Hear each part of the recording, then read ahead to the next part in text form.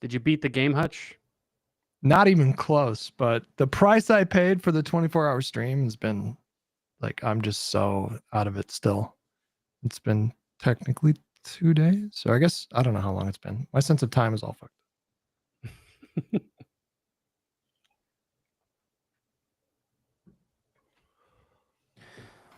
He didn't answer, so we'll see what happens. Son of a bitch. We don't need Pisco, okay? We don't need him. He and Hutch, I heard, finally had their first. Their Hutch apparently, like, they went on to each other's stream, and Hutch was like, I spar with Josiah, I spar with Econoboi, but you and I have not sparred all that much, and they did. They did for like 2 hours. I didn't get to hear the whole thing, but it got real. He just always stays so quiet when I'm sparring with you and Econoboi. It's because he's not paying attention. He's just high all the time. You know how he is. Just unbelievable. Wildly unprofessional. New York lawyer. I mean, what else can you... Okay, damn, look at this stud right here. Let's stop talking about him. Yo. No, let's talk shit to his face. God, this guy. You talking some shit? You talking some shit, bro? Dude, what up, bro? Pisco is straight up in Death Stranding too. Like, that character looks so... I saw that. I saw it too because didn't you say he's some sort of fucking deviant or something like that? Like, so, oh boy, yeah. What? Didn't you say that character was like some sort of like unlikable deviant? That he was like the Ramsey Bolton of Death Stranding 2? Oh my god, some sort of vicious pervert. Fomenting division is what you're doing, and I see right through you. Yeah, I see right through it too. Hutch and I have an unbreakable bond. That's good. It's like in the Matrix. Did you call me? Yes, I did, because you're fucking late. I was on time. I was 7 o'clock. I was in. I don't believe you. It's fake news. Fake news. Fake news media. We're here on a Friday. Can you believe it, guys? Yeah, Hutch needed to collect... We are live. Hutch needed to collect his thoughts after Zohran dominated the Democratic primary. He said, we can't have this show. Victory lap for Econoboi. Let me just say. I don't, and I don't know if we want to pull up the article, but I did write several months ago. I wrote, and ever since Alan Lichtman took the hugest L of his entire career, the keys are dead now. I said, we need a new set of keys, okay? These keys are going to be how to win a Democratic primary. I wrote them down. Zohran 100%ed all of my keys to success. Is it my Democratic Party wish list? Is that what it was? That's right. That's right, Josiah. He 100%ed my wish list. And Hutch...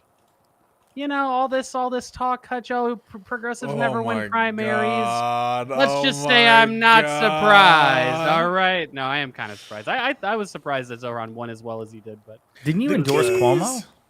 Did you endorse Cuomo? That's right. It was strategic. I figured people would hate my endorsement so much that they would vote for Zohran. So don't ask where Hutch was on election day. So this is how it starts, right? Like, you guys do the playful jokes, but then fucking some idiots in your audience take you seriously. They're and legitimately audience, think buddy. that I'm fucking bummed that he won. No, he's not bummed. He's not bummed. He's definitely not bummed. And you know what? I have to say, we had a good conversation today, Hutch, and he said that he was optimistic. He said he was happy that they proved themselves, and this is exactly what he wanted for the progressives to do. And so, you know what? I think people are giving Hutch too much of a hard time. To be clear, though, go ahead, Josiah. No, you. I was gonna say that you even tweeted progressives can talk that shit now that they've made at least some strides, some electoral strides. They've earned credibility with you. At least, in this moment, they've earned the right to talk shit. Because, like, my big thing for pushing back against some of the critiques that I was hearing was that it was all like this endless conversation about how the Democratic Party failed. Mm-hmm. And then so my natural question was, okay, well, how are progressives doing? Well, this is I don't know about you guys, but I think this is a big deal, like a really big deal, like a bigger deal than when AOC won. It's a city of 9+ million people elected a Democratic socialist. Like, if that doesn't show you that something could be going on right now. To the nomination. But you're right about that, Hutch. Wait, I'm going to do an Econoboi impression. Oh, sorry. Yeah. Hutch. Right. You're right about that, Hutch. That's my Econoboi impression.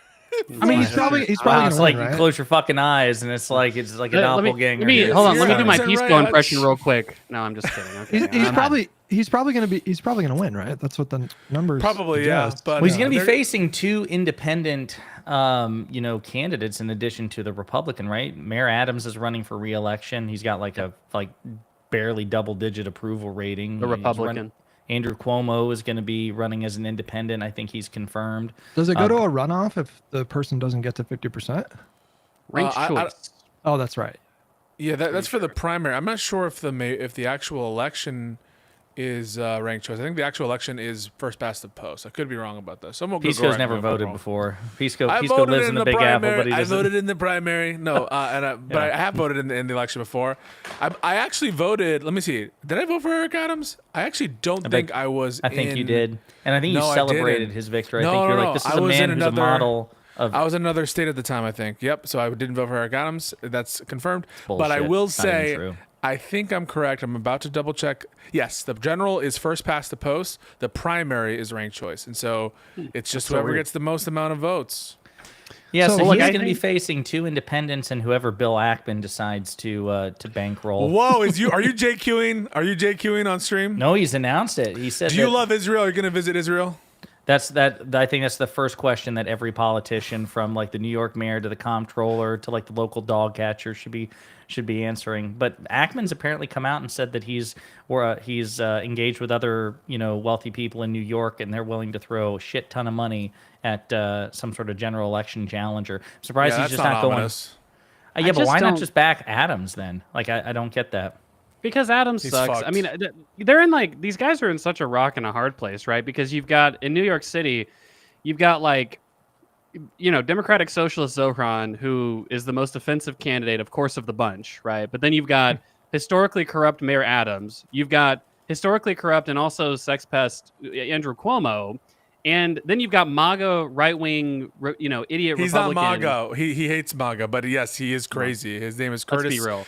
Hates MAGA. Okay. Well, he is hates a Trump. Republican. He hates Trump, and but he Hates does Trump. wear a beret, and he's a kind of weirdo, so he might as well love Trump. Apparently, Yeah. the Republican Party is trying to woo him into the Trump administration in an attempt to sabotage Zoran. I don't know. It could be bullshit, but Well, like, I mean, if he pulled out, then maybe there would be a better chance that Adams or even if Cuomo it would was, beat him. in my opinion, I feel like even if it was a 1-to-1 race, like just Zohran versus either Adams or Cuomo, I just can't imagine that there's like an actually vibrant coalition of anti-Zohran people relative to the apparently already existing anti-Adams and anti-Cuomo coalitions, right? So it's hard to imagine that Zohran is as polarizing as those guys. But I don't know. We'll see. Wait, I don't guess. you I think mean, Cuomo and Adams being, Democrats or ex-Democrats, you don't think it'll split the vote away from Zoran in favor of whoever the Republican candidate is? I a don't think little so. bit, but like not, yeah, like marginally. It I don't imagine it would be that big of a deal. I mean, because the primary, I think that the Democratic primary for New York's mayor's race, it's not unusual for that to have a higher turnout than the actual general election, and so. I just wouldn't be surprised if Zohran's base, which is much more excited and vibrant, especially in a first past the post election, like Pisco said. I mean, if all you need to do to win is get 42% of the vote, I mean, I just imagine Zohran's the most likely candidate to be able to do that, right? Hey, real Yeah. quick before we continue, I want to. Oh my This god! guy's he's one of my reply guys. I know. Listen. Here's the reason I'm bringing him up. So I clicked on a video of yours today, Pisco, or maybe it was yesterday, and I can't remember which one it was. It might have been your Ryan conversation, and I think it was this guy had like This guy. 40 fucking comments Unhinged, yeah, in the unhinged. VOD, in the VOD, in Yeah, the VOD. He's fighting in the trenches of the VOD, not even the main. Not videos. the live chat, the Yeah. VOD. Yeah, Holy fuck! Sorry. So yeah. I have the most unhinged haters. They range in political view. I have haters on the right, haters on the left, haters in the middle. They all hate me. But you know what? That's why I hang out with you guys, because you all love me. We right? hate your fucking guts too. I mean, so you're right. But I'm told Yeah. I've been informed that the majority of my haters in the shared live and learn, they come from you, Pisco. That's what I'm told. I believe that. So do you think I have the most left wing audience? Is that what you're saying? Wait, hold on, let's just test it. So like the Kara guy, is that your guy? I don't even know who that is. He said, Who? did Majority Never heard of him. Report speak out against violence in LA? The real question, right, Hutch? Never This heard guy of right him. here. That guy. Who's that guy? Is he in your Uh, chat? Never met him. Never heard of him. Don't know anything about Is he him. in your Yeah, I'm not chat, sure. Pisco? Oh wait, let's see. You think like Pisco has a spreadsheet No, he's or not. something like that? He's not in my chat. He's This is probably one of an Econoboi yours. then. This is one of yours. Okay. Vladimir Putin's in my chat, though. I will say that. Is He he? shows up in my chat too. Yeah. Damn. So yeah, that's I mean, this is I was stunned. I was actually at like a kind of slapdash bachelor party or whatever. It's one of those thirsty peddlers where you get on that basically the mobile bar and you have to pedal and it takes you around town. And it was the first time in weeks that I had not looked at Twitter or like the political news or whatever. And so when we get back, I saw that Kyle Kalinske had dropped like a breaking news video about Zoran, and I was stunned. I was honestly not expecting that. My cynical expectations led me to believe that Cuomo would squeak ahead. So it's awesome. It's awesome news. Always trust the Econo keys, guys. The Hey, Econo keys are always Texas right. for Kamala, bro. Whoa. I did not predict. No. I did not predict. Yeah, you did. We all remember. Watch bet money right now. $10. How much you want to bet? $10? $10. $10 says I did not say Kamala. Okay, Black hold on. You gave Black two potential maps, I think. One was Hold a on, confident Hutch. map. Okay, so One now was, we're backing off of our original claim. Well, that doesn't make what I said untrue, though. You, in one of your maps, the optimistic map, you gave Texas to Kamala. Nope. $10, Hutch. Come on, put your money. Am I in, fucking crazy, dude? Is I he feel like crazy? I will bet you $10. He doesn't Yes, want to let's put bet- $10. let's Okay, bet $10. Yes. Okay, and let me pull up my election, my Econoboi. No. I'm not gonna be It was able to on an do episode of Live and Learn. You It was a showed live and us learn. It was a your live map. and learn. No. The map that I showed was from my Twitter. Okay, and the Twitter map said there were two maps. Okay, one of the maps was the presidential election, in which I did not predict Kamala would win Texas. I did. No, Hutch, you're gonna owe me $10. Goddammit. Okay, and then Listen, I know what Senate I know what I remember. Listen, Hutch, I had Kamala. I saw Listen, you're an old man. You don't have a no Whoa. memory. You're Whoa, sundowning. now you're ageist. Ageism. God damn. There you Ageism. go. Listen, Everyone I gotta yell say at this. I Econoboi. gotta say this. There's, I think Pisco and I both share this unhinged reply, guys. Speaking of Hutch betting, that every time he's in my replies, all he does is like, and by the way, your buddy Hutch bet me X amount of dollars, and he won't fucking pay up or something like that. So Who's this? Who is this? um, Lisandro fuck. Peña? debate board. That's J-Mac. No, debate enjoyer. Debate board. Oh, No, average the debate. average Yeah, debate. that guy. Average That guy. debate Yeah. enjoyer. This So- guy's unhinged. Man, he's a like little walking around unhinged. with a fucking club. He's looking to like bust your kneecaps. Where my money, man? You know. So He I hates me. I ended up blocking that guy on Twitter because it was just he was in every single post in the replies. he's He's probably out there. in that room with you right now, standing behind that curtain. Fucking like, what are you talking about? You think that they? I would probably sooner. I would hang out with Lisandro Peña before I would hang out with that guy. I would hang out with Debate Board before I would hang out with Average Debate Enjoyer. That guy seems scary. He's The a names, scary guy. these names are lost on me. Would you still grab a beer with Rob Knorr? Yeah, I would. Where are you guys now? Yeah, I would. What do you mean? Where are we? In Yeah, terms like- of our friendship. Yeah, like you've cut loose. You've gotten pretty ruthless with him, and I mean I'm glad to see it. I just didn't know if you all I've were always still at been the- ruthless. I feel like I've always been ruthless. You think I've been soft on him? Oh, you think I've been soft? I think he's much more likely to take off the gloves with you much more quickly than True, vice yeah. versa. But that's kind of true with a lot of people. fair enough. Yeah. Hold on, let's get back to Mamdani because there's a lot to talk Mamdani. about here. So all right. So what do you guys think happens here? Like, let's just assume he wins. What's the most likely scenario that plays out over the next year? We have a Marxist utopia in the Big Apple in 11 months.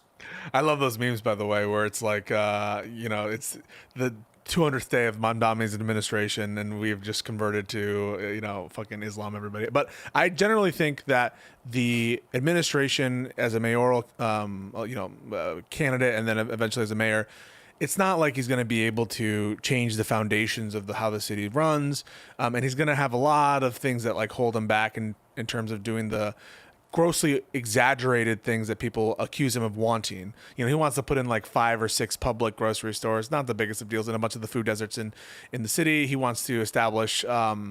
He wants to increase some taxes. We'll probably need help from the state, or at least from the city council, to do that. And so I don't, in terms of policy, I'm not sure how much is going to be able to change unless he's able to rally a coalition behind him. In general, I think it bodes well for the Democratic Party generally, because I think it'll lead to primary challenges and greater energy and less boomerism. Econoboi, predictions?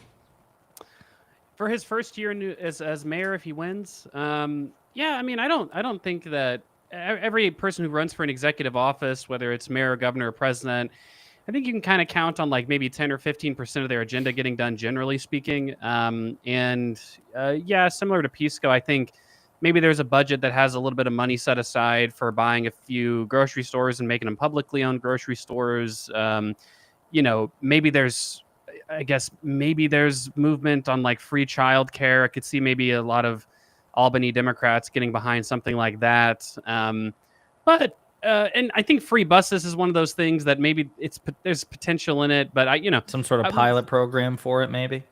Yeah, I think your best bet if you're Zohran Mamdani is kind of like a Michelle Wu type situation where, he's able to get at least some of his more popular things done. His rhetoric and his outreach is really, really good, and he maintains a decent approval rating. And maybe if he can continue this coalition building all the way into re-election, it's more possible that he could get a more acquiescent city council. I mean, one of the issues with sorry to interrupt, we have super chats real quick. $10, love your stream, Josiah. Thank you, YOLO Swag. $10, love your stream, Hutch from YOLO Swag. That was in my chat. $10, love your stream, Econoboi, and then they stopped right there. That was it. So congratulations to the three of us. I'm sorry, you were saying Econoboi. Thanks so much, guys. No, I mean, I think that one of the problems, especially with a lot of his housing proposals, is that, all moderate Democrats are very NIMBY, very, very NIMBY people, honestly. And so I think that it would be hard for him to get a lot of his housing stuff done. So I don't know. I mean, I think that his actual accomplishments will be very muted compared to his campaign rhetoric, but that's normal, I think. I mean, that would have been true with any candidate, I imagine. So. All right, Pisco, what about BH? Is he one of yours? Who's BH? Hang on, BH. Yeah, it just says BH. Oh, yeah, he is. I'm here to watch Hutch tell us that we should do the same thing. You got caught, bro. I'm gonna start documenting all of these. Okay. Look, one by one, I'm gonna identify.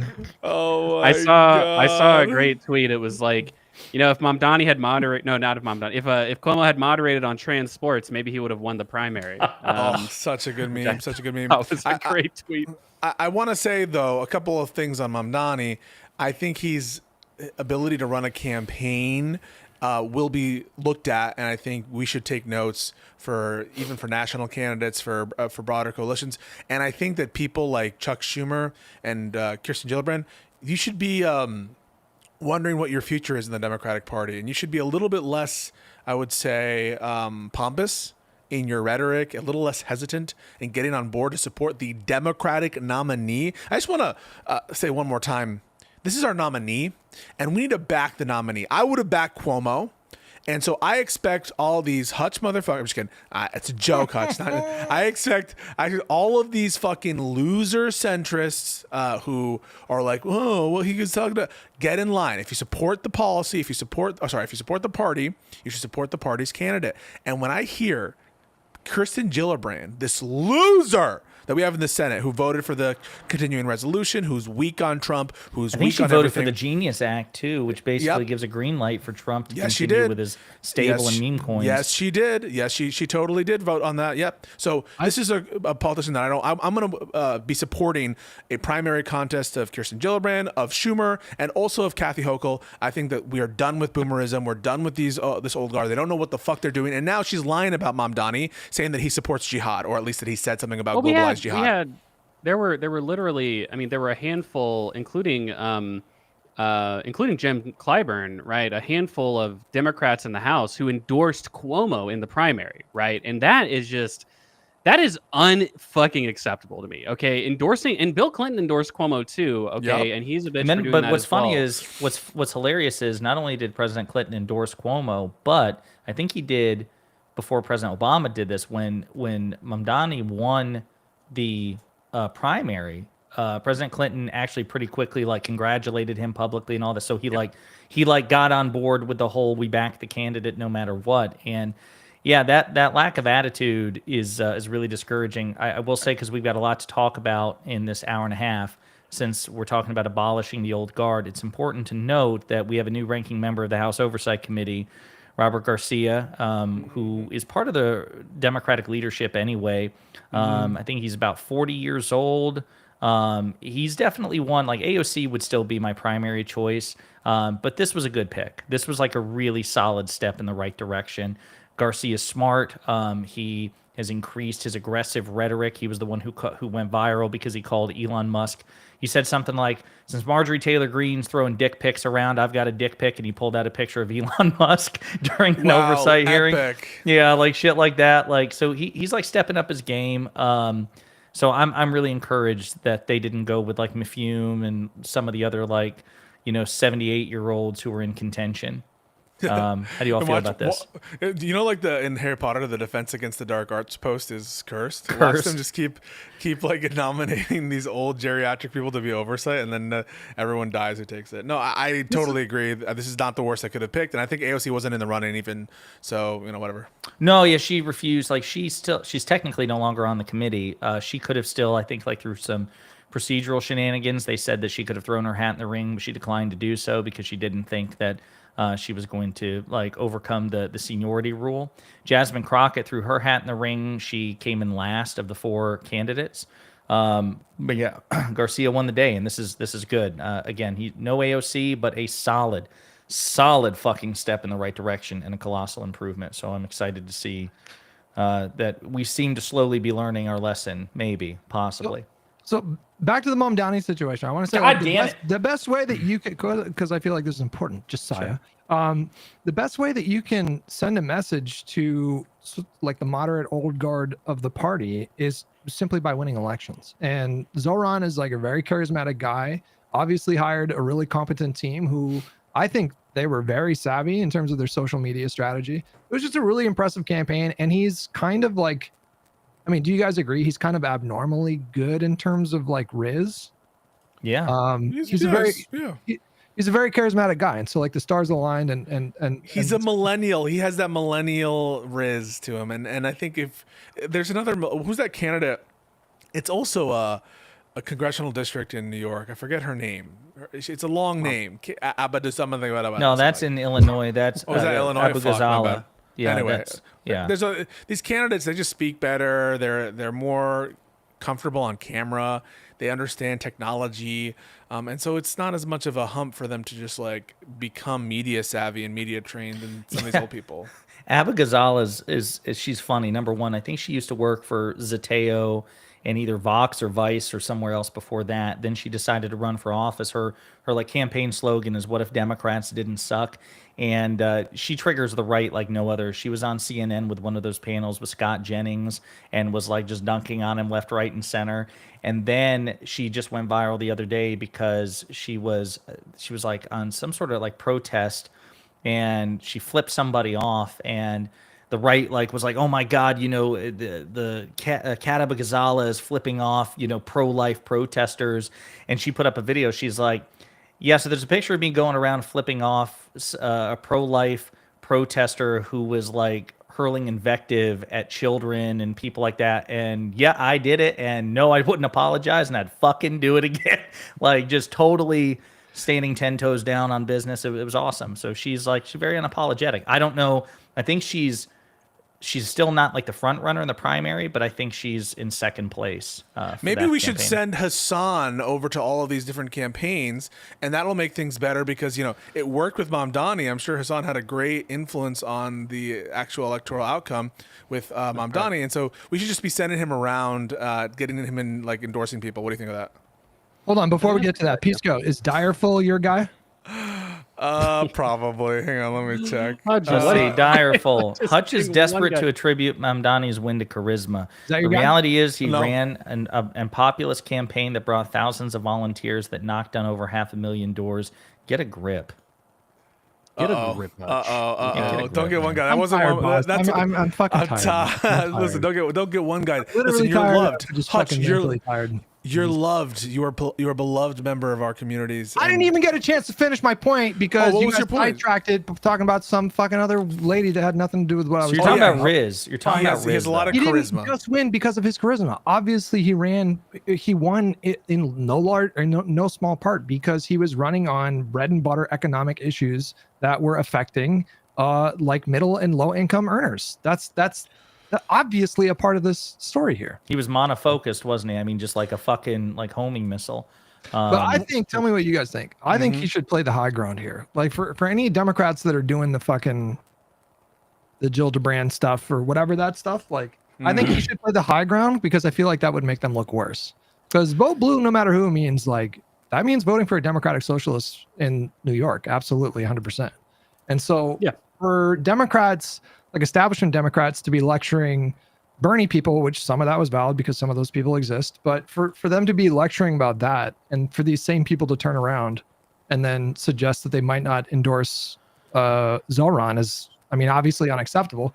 But I feel like the way that you're going to win that in the public is just by like literally just playing the high ground and just let these people trip on their own feet. Because I do think they're wildly out of touch, obviously, with voters. The voters, I mean, it wasn't like an overwhelming victory, but it was very convincing. And I he totally agree, Hutch. Performed like crazy. So I totally agree. He should be above it all. That's why he got attack dogs like me.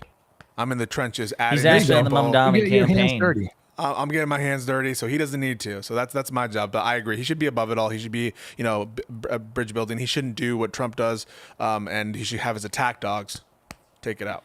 Mamdani's been like a happy warrior during the campaign anyway. If you watch him in the debates, like he would hit Cuomo pretty hard, but he did it with a smile on his face and not like with like vicious insults. It was the most effective like demonstration of the happy warrior ethic that I've ever seen, because usually Democrats are pussies and maybe occasionally they'll just go overboard. But no, he did it with a smile on his face. And I think that's if he chooses to address Senator Gillibrand at all, I agree. I think that's how we should do it. And I think that's how we will do it.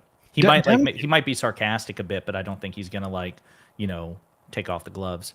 Dem Sox should absolutely enjoy this moment and celebrate. But I would also caution against making some like wild assumptions. Like I feel like there's an opportunity here to like spread progressivism and to have more progressive candidates all over the country, but it's not a done deal. First of all, he's got to win the race, and second of all, he's got to actually demonstrate competence in the role, because he's going to have so much national scrutiny. Like the right wingers, the Fox News, they're going to try to use this guy to foment division within the party. It's already happening right now. We can already see it playing out right now. It's working. And so, I mean, just the level of scrutiny that this guy's going to have is going to eclipse any other mayor in the entire city, because Fox News and fucking Charlie Kirk, they're going to work overtime to try to, number one, label this guy like a straight up authoritarian communist. Number two, suggest that he now represents like the party leadership.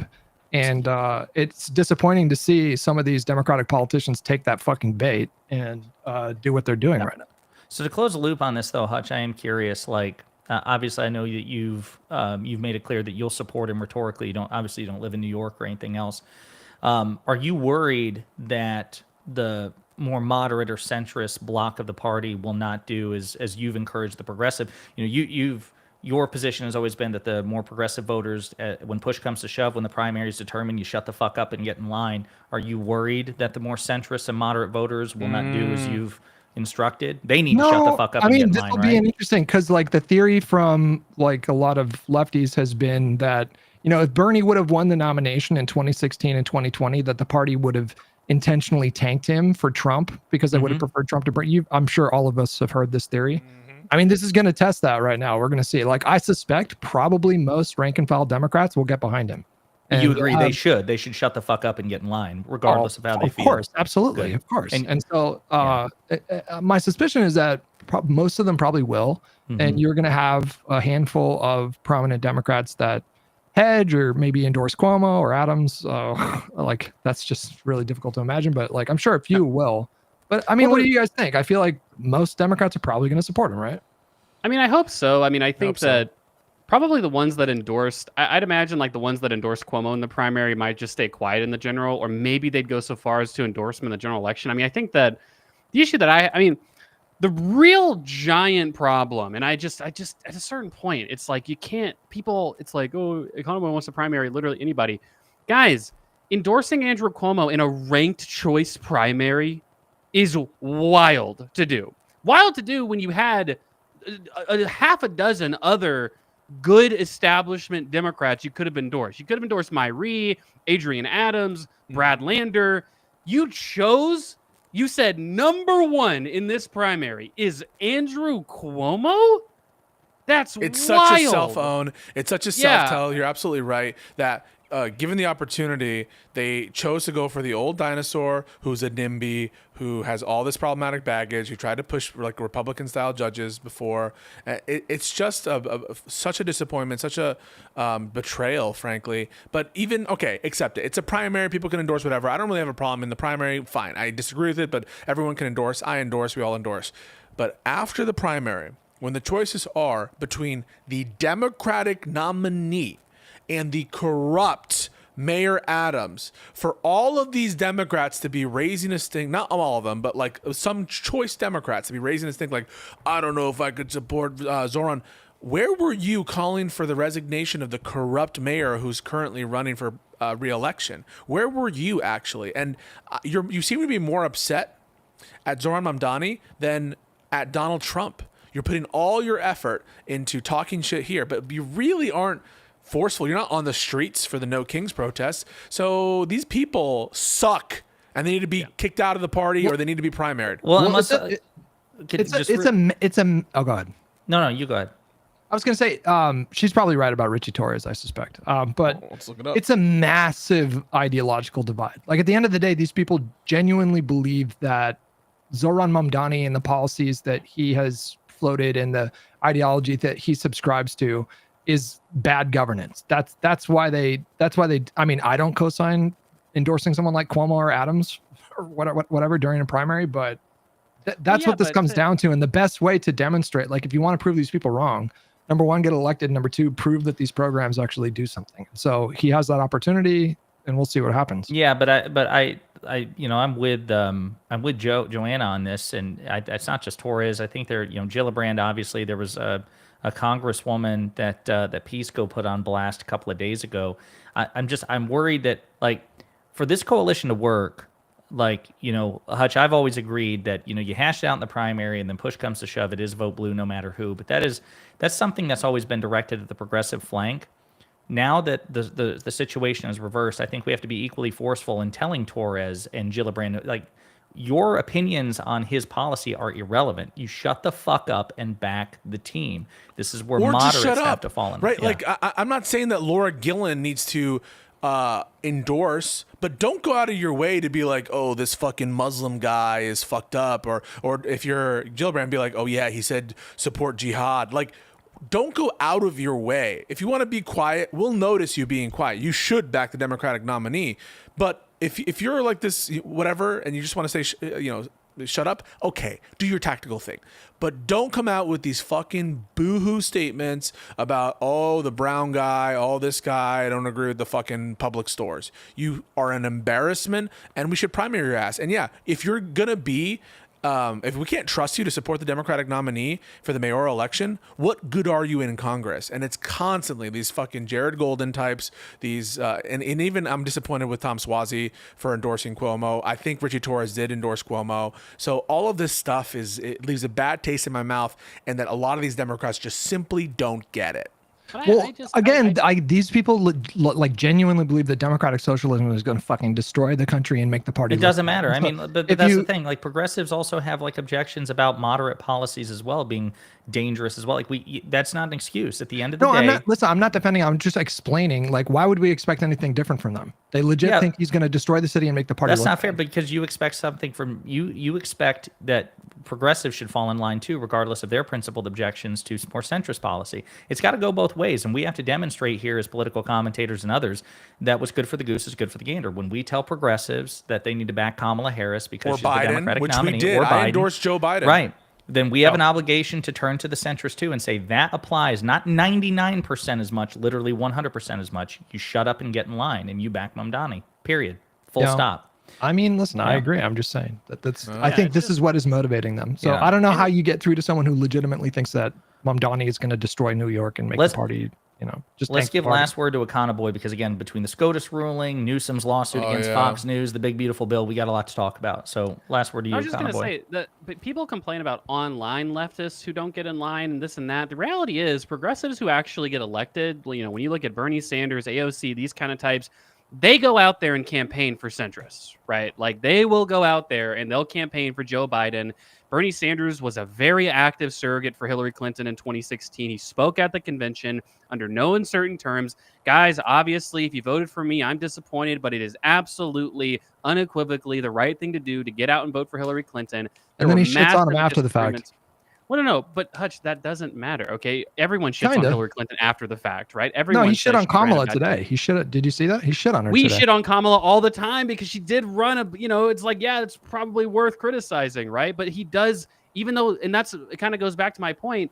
He does have these deep disagreements with Kamala and Hillary and Joe Biden, but he does go out there and campaign for them and urge people who voted for him and support him to support these centrist Democrats. And so, yeah, to Josiah's point, that my only addition to that is to say that progressive politicians have a pretty long history at this point of supporting centrists in general elections. And obviously, centrists should do the same exact thing when Democratic Socialists win primaries. It is a coalition party, and we have to come together at the general election to defeat Republicans. YOLO Swag says, Michigan Senator Alyssa Slotkin was asked about Mamdani on the Bulwark. Her response cited his success, focused on economic issues and understanding of the broad coalition we need to win. Yep. A good example for other moderates. Great I've not point. seen that, but Picture that's perfect. great.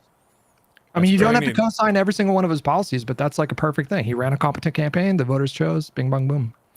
Yeah, so again, there's a lot going on. This one to me has been really interesting. I don't know, if it's a frivolous lawsuit, if it's going to get slapped down or what, but Governor Gavin Newsom of California has taken the gloves off. He actually says that phrase exactly in this interview with Midas Touch.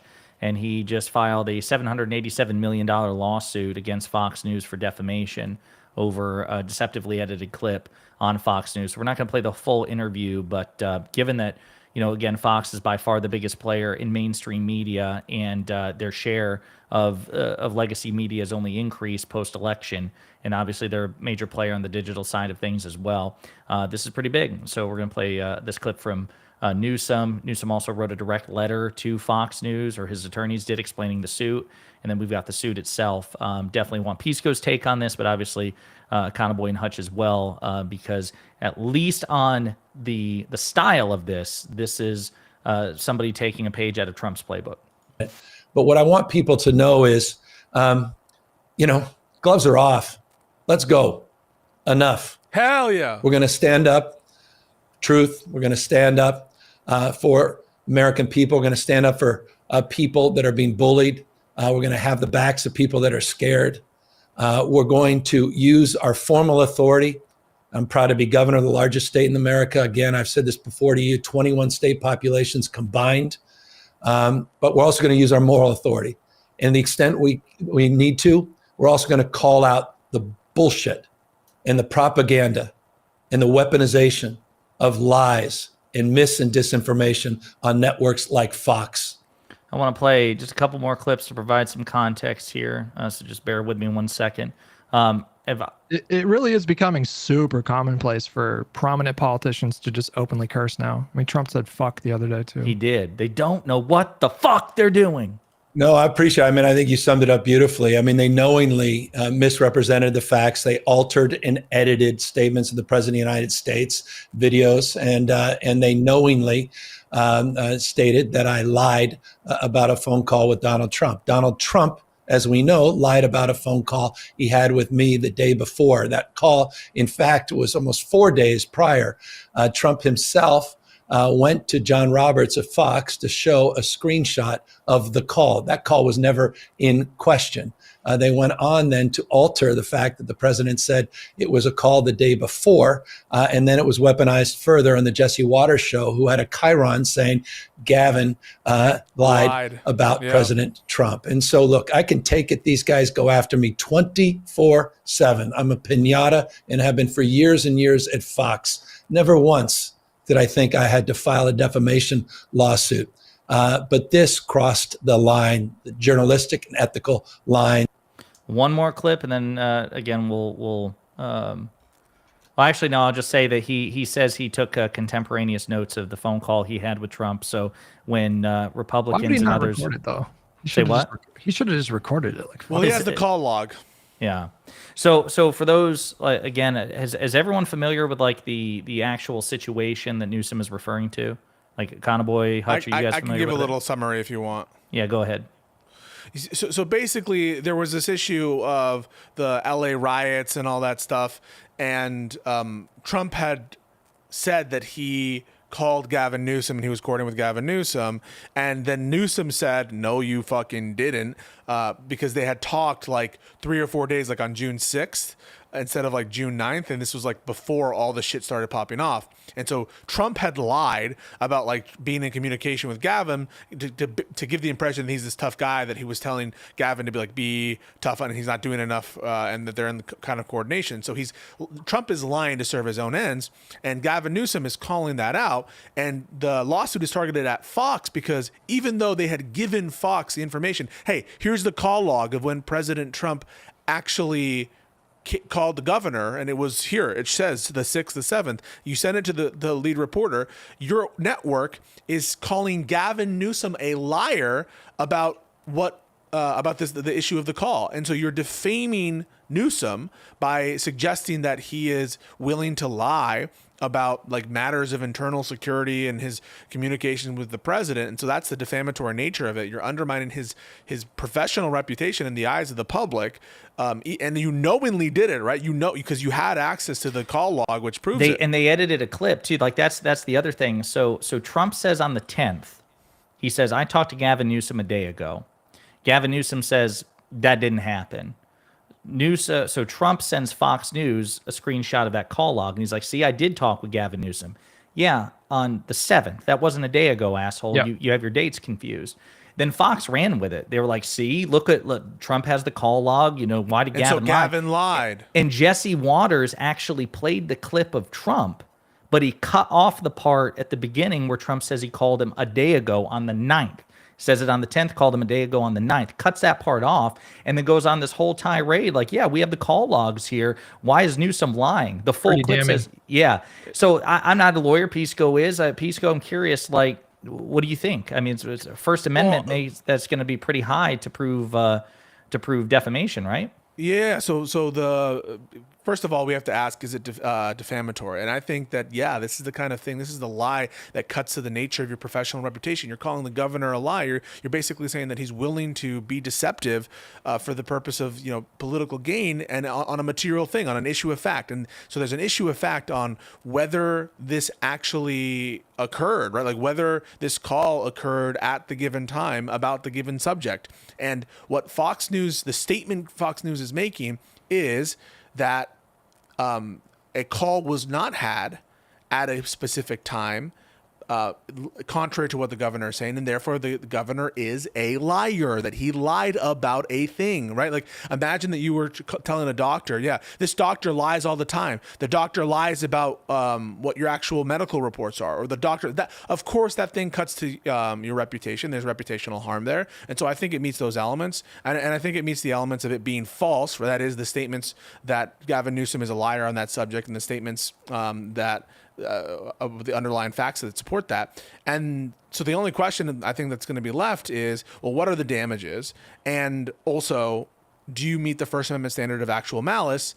Because you have to imagine, right? Like Gavin Newsom is a public figure. These are about public issues. And so you're going to have that heightened actual malice standard. And here, the evidence that's going to be really helpful, I think, for Gavin Newsom is going to be the fact that he sent the actual call log before, and the fact that they selectively edited it, right? That's showing an intent to deceive. The portion that would contain the explicit lie and the contradiction there. And so that is what I take to be the defamation. I think what this also tells us is that we're already in the 2028 primary campaign right now, because I think it's pretty obvious why he did this, because we've seen poll after poll after poll in recent weeks that all basically show the same thing, which is that Democratic voters want fighters right now. That's what they keep telling different pollsters. And so he's obviously seen those polls. He's springboarding off of the last couple of weeks of attention that he's gotten with this conflict with Trump and the military and the ICE agents and stuff like that. And he's keeping himself in the news, or trying to, by doing this and stuff. There's a couple things I want to note too, just to really contextualize this. In the letter that Newsom's attorneys send to Fox, it's pretty biting. He says, it's perhaps unsurprising that a near octogenarian with a history of delusionary public statements and unhinged late night social media screeds might confuse the dates. But Fox's decision to cover up for Donald Trump's error cannot be so easily dismissed. And then later on, they say, we realize that Fox is becoming quite familiar with the elements of defamation, but as a refresher, and blah, blah, blah. And of course, he's suing for the same amount of money that Fox settled the Dominion case for, the single biggest defamation settlement in American history.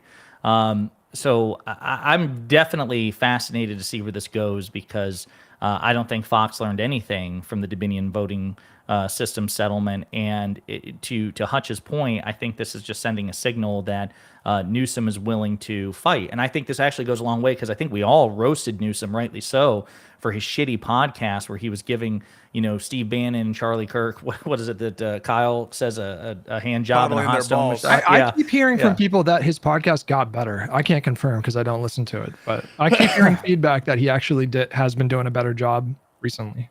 I don't know if anyone in chat can speak to that, but a couple of things too. So the call did occur. The fact that this guy is suing for $800 million is pathetic. No, you're really fucking dumb. I don't know who this guy is, if he's a troll or whatever. So Trump said on the 10th. Trump said on June 10th that the call happened a day ago, which would have been June 9th. The last time that they spoke was June 7th. The call, in fact, did not exist. Trump was wrong. Fox lied about it. Newsom is right and morally superior in all ways to every Republican who's ever lived. Fucking deal with it. Fucking loser. Lactoid is in the chat. Are we discussing how capitalism is the best and most efficient way to distribute resources? What we are actually discussing, Lactoid, is how you've been humiliated left, right, and center by the Trump administration, how they turned out to be far worse than what you originally anticipated, that they're objectively worse on free speech, according to the organization that you and Ryan Mullally look to as your North Star, FIRE. They say that what Trump is doing is unprecedented in scope, scale, and severity. QED, the Biden administration was infinitely superior with respect to the First Amendment, and you're going to have to eat that, and you will lose every debate accordingly. Love it. They're shameless. They're never going to back down on their decision to. There's nothing, because it's all about a right-wing Supreme Court. That's it. Yep. That's all it is. On capitalism, 100%. Though, Econoboi, did you say last week that you're self-describing as a socialist now? Did I just miss that? That's the next topic. Yeah, that was the next topic. That was outing you. No, I talked about that last week. Yeah. That I've just done a whole lot of reading at this point, and I think for various normative reasons and practical reasons, calling myself a socialist does make sense. And I'm kind of trying to write all this stuff down. But yeah, I think there's actually a good path towards what you could call socialism, and as a general normative framework, especially. The basic argument is, look, egalitarianism is important. Equality is really important. The absolute best economic system to actually achieve equality. Obviously, a libertarian like Lactoid would just say that equality is not important. But insofar as you take equality seriously, a socialist economic mode of production is clearly the best way to achieve that value. But then the question is, how practical is it? And I think actually there's a lot of evidence out in the world that we can kind of engage in this sort of democratic socialist process and project to transition capitalist institutions into socialist ones, taking privately owned, means of production and transitioning them into socially owned means of production through various, policies and projects, actually in a way that would be pretty efficient. So, that's my shtick. So, well, we don't have to unpack that, but maybe Lactoid can come on and debate you. Let's go, Lactoid. I've debated Lactoid a couple of times, and look, there's a reason he's a lawyer and not an economist. Let me just say that, okay? No, I'm just kidding, Lactoid. I love you, but seriously, I do think libertarianism is that's a tough economic ideology to defend, if you ask me. But. Wait, hold on. I have to ask one question. Can I ask one question, guys? Of course. Listen, it won't turn into a 45-minute debate with Econoboi, but that's exactly what is going to happen. But go ahead, please. No. I promise. I encourage it. Do you think that you could? Are you talking broadly about democratizing the workplace?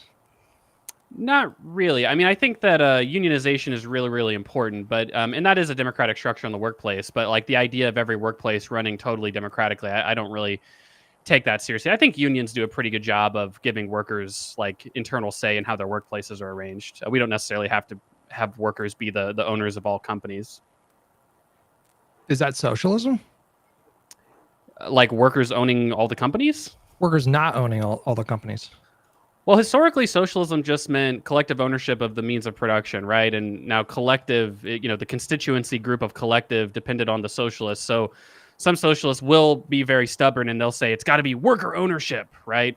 But historically, socialists were a little bit more pluralist. Like, for instance, I think in some of the early manifestos by Marx and like early socialists would talk about, nationalizing industry or, doing cooperative ownership here and there. There's an old socialist who got killed by the Nazis. He was part of the German government before the Nazis took over, named Rudolf Hilferding, who he wrote a book called Finance Capital. And the argument that he made was basically, look, finance capital, as in like financialization, as in like stocks and bonds and like these liquid markets where you purchase ownership, it's actually a great means to socialization, because if you think about it, Amazon is collectively owned. It's just collectively owned by a small minority of wealthy investors. But we could certainly imagine a world where, take like Mamdani's plan to buy grocery stores. That's actually a pretty simple way to socialize a grocery store. It's like there's people selling grocery stores for a price. Well, the government can just buy those grocery stores for that price, and now it's a socially owned, socialist grocery store. And similarly, like there's a Walmart stock is available for sale, and we could imagine like the federal government just like buying a majority of Walmart for the price that's already listed for the stock. And then all of a sudden, Walmart's owned by the society at large and not owned only by private investors. So that's like the basic argument that he makes in that book. And that's a way to collectivize ownership in a pretty democratic way that doesn't require expropriation, because it's not expropriation. It's just people selling stock who they would sell it to anybody. So why not a public entity? And public entities already own a really large amount of stock, right? So a huge amount of stock is already owned by public institutions. So. Okay. So we got some breaking news here, which is pretty positive for Democratic control of Congress, at least in the next Congress. Don Bacon is expected to announce next week that he will not seek another term and will retire at the end of Congress. According to Laksha Jain, instantly moves the race to likely Democrat, not a typo. Biden +6, Harris +5. Open seat that's extremely white, college educated, and 7 points left of the nation. Hell yeah. No, that's great. And that's also a good That's also a good signal. Okay, Pisco. First of all, every seat matters. Okay, come on, Pisco. But no, that's actually a good signal though, because what you saw in like 2018, you saw a lot of Republicans retiring because they didn't want the smoke of the 2018 midterms. Right? The House fucking Speaker retired. Paul Ryan retired. That I still can't get over that. That guy should have been on a trajectory towards the presidency, and he got had the to do fuck some out more of there. P90X. He saw where the wind was blowing. He knew that Trump was going to be a disaster, and he got the fuck out of there. That's right. Yeah. So I think insofar as we get a bunch of Republicans retiring, I think it's a good sign that they don't want the smoke of the 2026 midterms. It's going to be a good year for us Democrats. Well, this reconciliation bill. What's his name, Josiah? The dog? Yeah. Durin, like from Game of Thrones, or not Game of Thrones. Fuck. Got my franchises mixed up. Lord of the Rings. Look at this handsome face. Look at this. Wait, isn't he from The Hobbit? See. Okay. He is. Cute dog. Needs a haircut, Josiah. He's a handsome boy. No, I love his fluffy face. He's going to get a haircut in a week, though. All right, so we will get to the one big beautiful bill. We will end on that, but we also have to talk, even though Hutch and Pisco have talked about it nonstop today. Mm-hmm. Ethan and wrong one. Dennis. The Supreme Court thing. Let's unpack. Yeah, the Ethan Dennis thing. Yeah, we're gonna close on that. This case, I call it the nationwide injunction case. Trump, President of the United States, et al. V. Casa Incorporated. So, Pisco, give us the TLDR, what this means, and what its implications are, and why you're scarified. Yeah. The court basically said that under the Judiciary Act of 1789, which is a statute, that the courts in general, the federal courts, are not given the equitable power to issue universal injunctions, which they define as injunctions that protect particular non-parties. There's carve-outs for cases in which the kind of relief offered needs to be undivided, and it's like part of giving complete relief will necessarily affect other parties, and so that is sort of carved out from the definition of a universal injunction, and it also wouldn't apply to class actions, and so there are some carve-outs, but it's basically a bullshit analysis of the history there, and limiting the authority of the courts to provide checks on the presidency when they do like not even contestably illegal things. It's going to encourage probably a lot more litigation in the district courts at a time when the Supreme Court's going on their like summer break, which is very cool. So they will almost certainly be pushing a lot more people to sue, and it will give Trump a lot more room to do illegal stuff, like inarguably illegal stuff, but rest on the kind of procedural morass, which is the Rule 23 class action requirements, and also the sort of notion that individuals are going to need to sue to vindicate their own rights. And again, it's just giving a lot more opportunity for a deranged executive like the one we have in office to basically blatantly break the law. And this is the best example of it, where he's trying to change the 14th Amendment citizenship clause. It was not needed. It's a stupid reading of the law. It's a stupid reading of the history. But, that's our Supreme Court. I think I saw somewhere that one of the states that issued the nationwide injunction, they were kind of prepared for this, and so they already have a class action lawsuit filed. Am I making that up? They're probably preparing for this, and we all kind of saw this coming because of the questions that were being asked. It heavily implied that they were going to significantly limit the availability of the quote unquote universal injunction. So yeah, we kind of were expecting this, and so I'm not surprised at all that they have a bunch of amended complaints ready to certify a bunch of classes. What's the practical implication as far as the 14th Amendment is concerned? Not the 14th Amendment, the birthright citizenship provision is concerned. Is that like I saw somewhere that they give him in 30 days his executive order, directing federal agencies to take action about birthright citizenship and can go into effect? The practical significance is probably the district court is going to very quickly either order the universal injunction on the basis that the states, the only way to grant them complete relief is via a universal injunction. So there's the individual plaintiff and their state plaintiffs, and the states actually have a decent argument that the only way to get complete relief is through a universal injunction. So there's a pretty good argument that they're going to get a universal injunction, and I think the district court will likely grant that. Query whether the Supreme Court will uphold that, but I think it's a pretty strong argument, to be honest. And then barring that, I think very quickly you're going to see a bunch of class actions that will be certified on a mandatory class of individuals who are born to women who are either not here with status or here not on a temporary basis, and whose fathers aren't green card holders or U.S. citizens. And there'll be like probably one or two classes of those individuals, which will the end result will be, I expect the birthright citizenship clause to remain and to be enforceable. Can Pisco explain that this case actually makes facial challenges completely a thing of the past or not? I don't know that it will make a facial challenge a thing of the past. You can still bring a facial challenge. The question is, does the order bind more people than if they were to issue an equitable injunction, like an injunction? Would it bind anyone beyond, or are they allowed to bind people beyond the parties? That's the kind of the question. And so, no, it's not going to do away with facial challenges. So I'm curious where you feel about this. And Econoboi, I don't know if you followed this case or not, but like I have mixed feelings about nationwide injunctions, period. And I remember a couple of weeks ago when it was Kate Shaw, a celebrated constitutional scholar.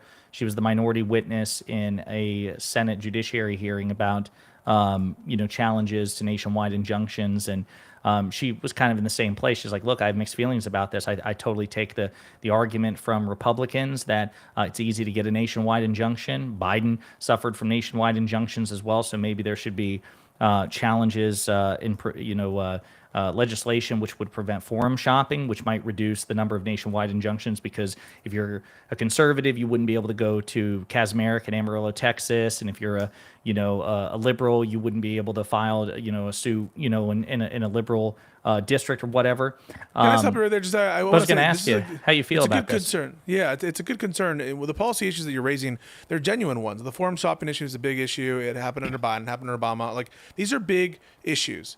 The problem is not that you could make a justification for a kind of rule like this. The problem is, what is Trump's intent here?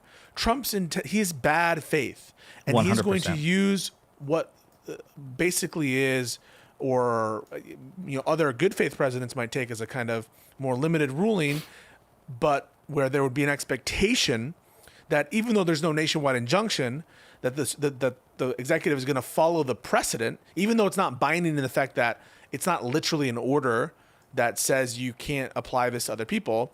It would be binding precedent. So we would expect a good faith president to uphold precedent, even if it doesn't literally order them to apply it more broadly. And so you can imagine, for example, in the Ninth Circuit, if the Ninth Circuit says it's illegal to do this, and it's precedent, even though the order won't pertain to everyone in the Ninth Circuit or even everyone in the country, you would expect a good faith president to apply that precedent at least within the Ninth Circuit. But this president has signaled they're not going to follow circuit precedent. They've promised, and it's one of the footnotes, the Solicitor General basically says, I promise that Trump will follow the binding precedent of the Supreme Court, even if there's not a direct order. But you just can't trust this administration. So even if all those policy concerns that you raise are legitimate, and they are legitimate, what they're going to use it for is to ignore circuit precedent and eventually to ignore the Supreme Court.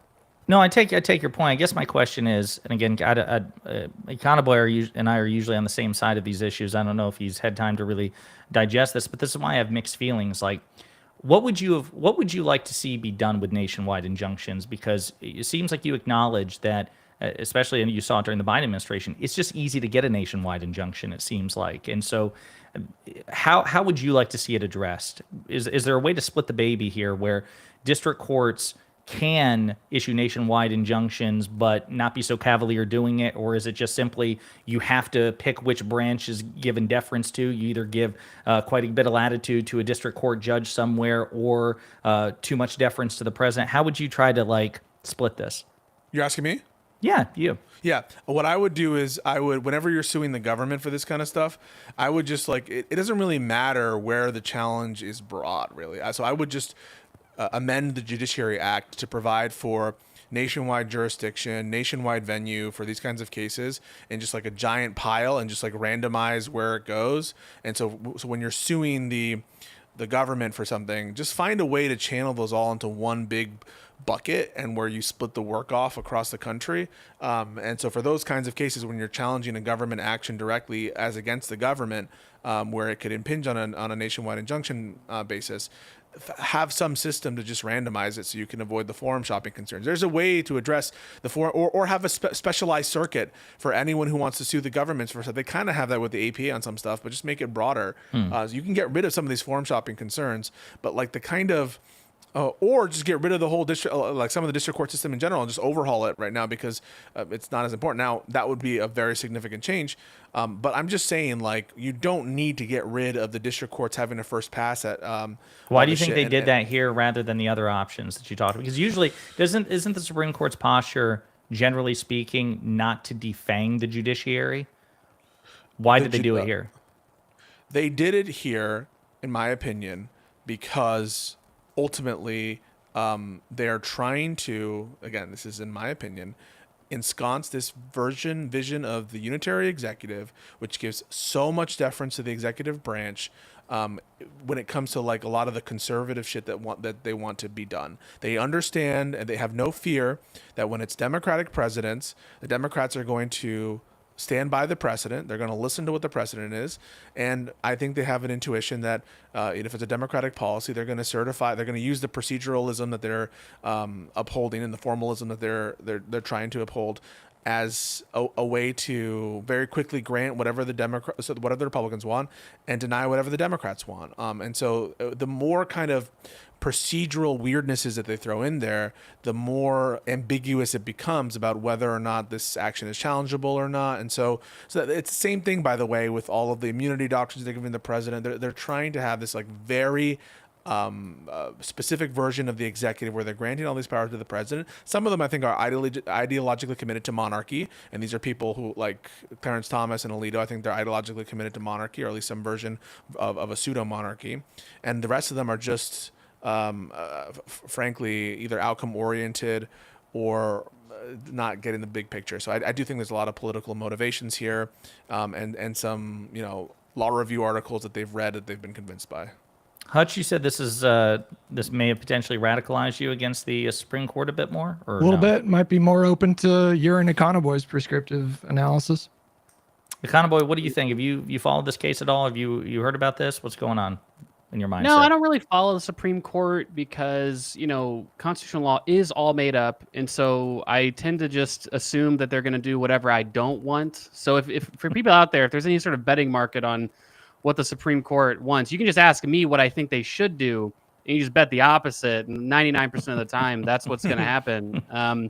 And so, with the nationwide injunction thing, I think I feel pretty similarly to you that, it does seem a little bit bizarre that you can essentially just district shop and go there and then get a nationwide injunction on substantially any policy. So that does seem weird. I take Pisco's argument. It's almost like more of a strategic argument that, insofar as this was the right decision, it's at a very bad time because of who is in office. But I also take it to be the case that, I don't know, to me, just having having district federal courts, that's always seemed a little bit weird to me, right? I mean, our federal rights should be universal. I take it to be very odd that we give so much deference to state policy. Like, for instance, forget about the court system. Like, I find it odd that your voting rights as a felon depend on what state you live in. Like, that doesn't make any sense to me. So if I live in Florida, I have more restricted rights to vote for president under the same crime than if I lived in Iowa or California. Like, that's a very bizarre thing to me.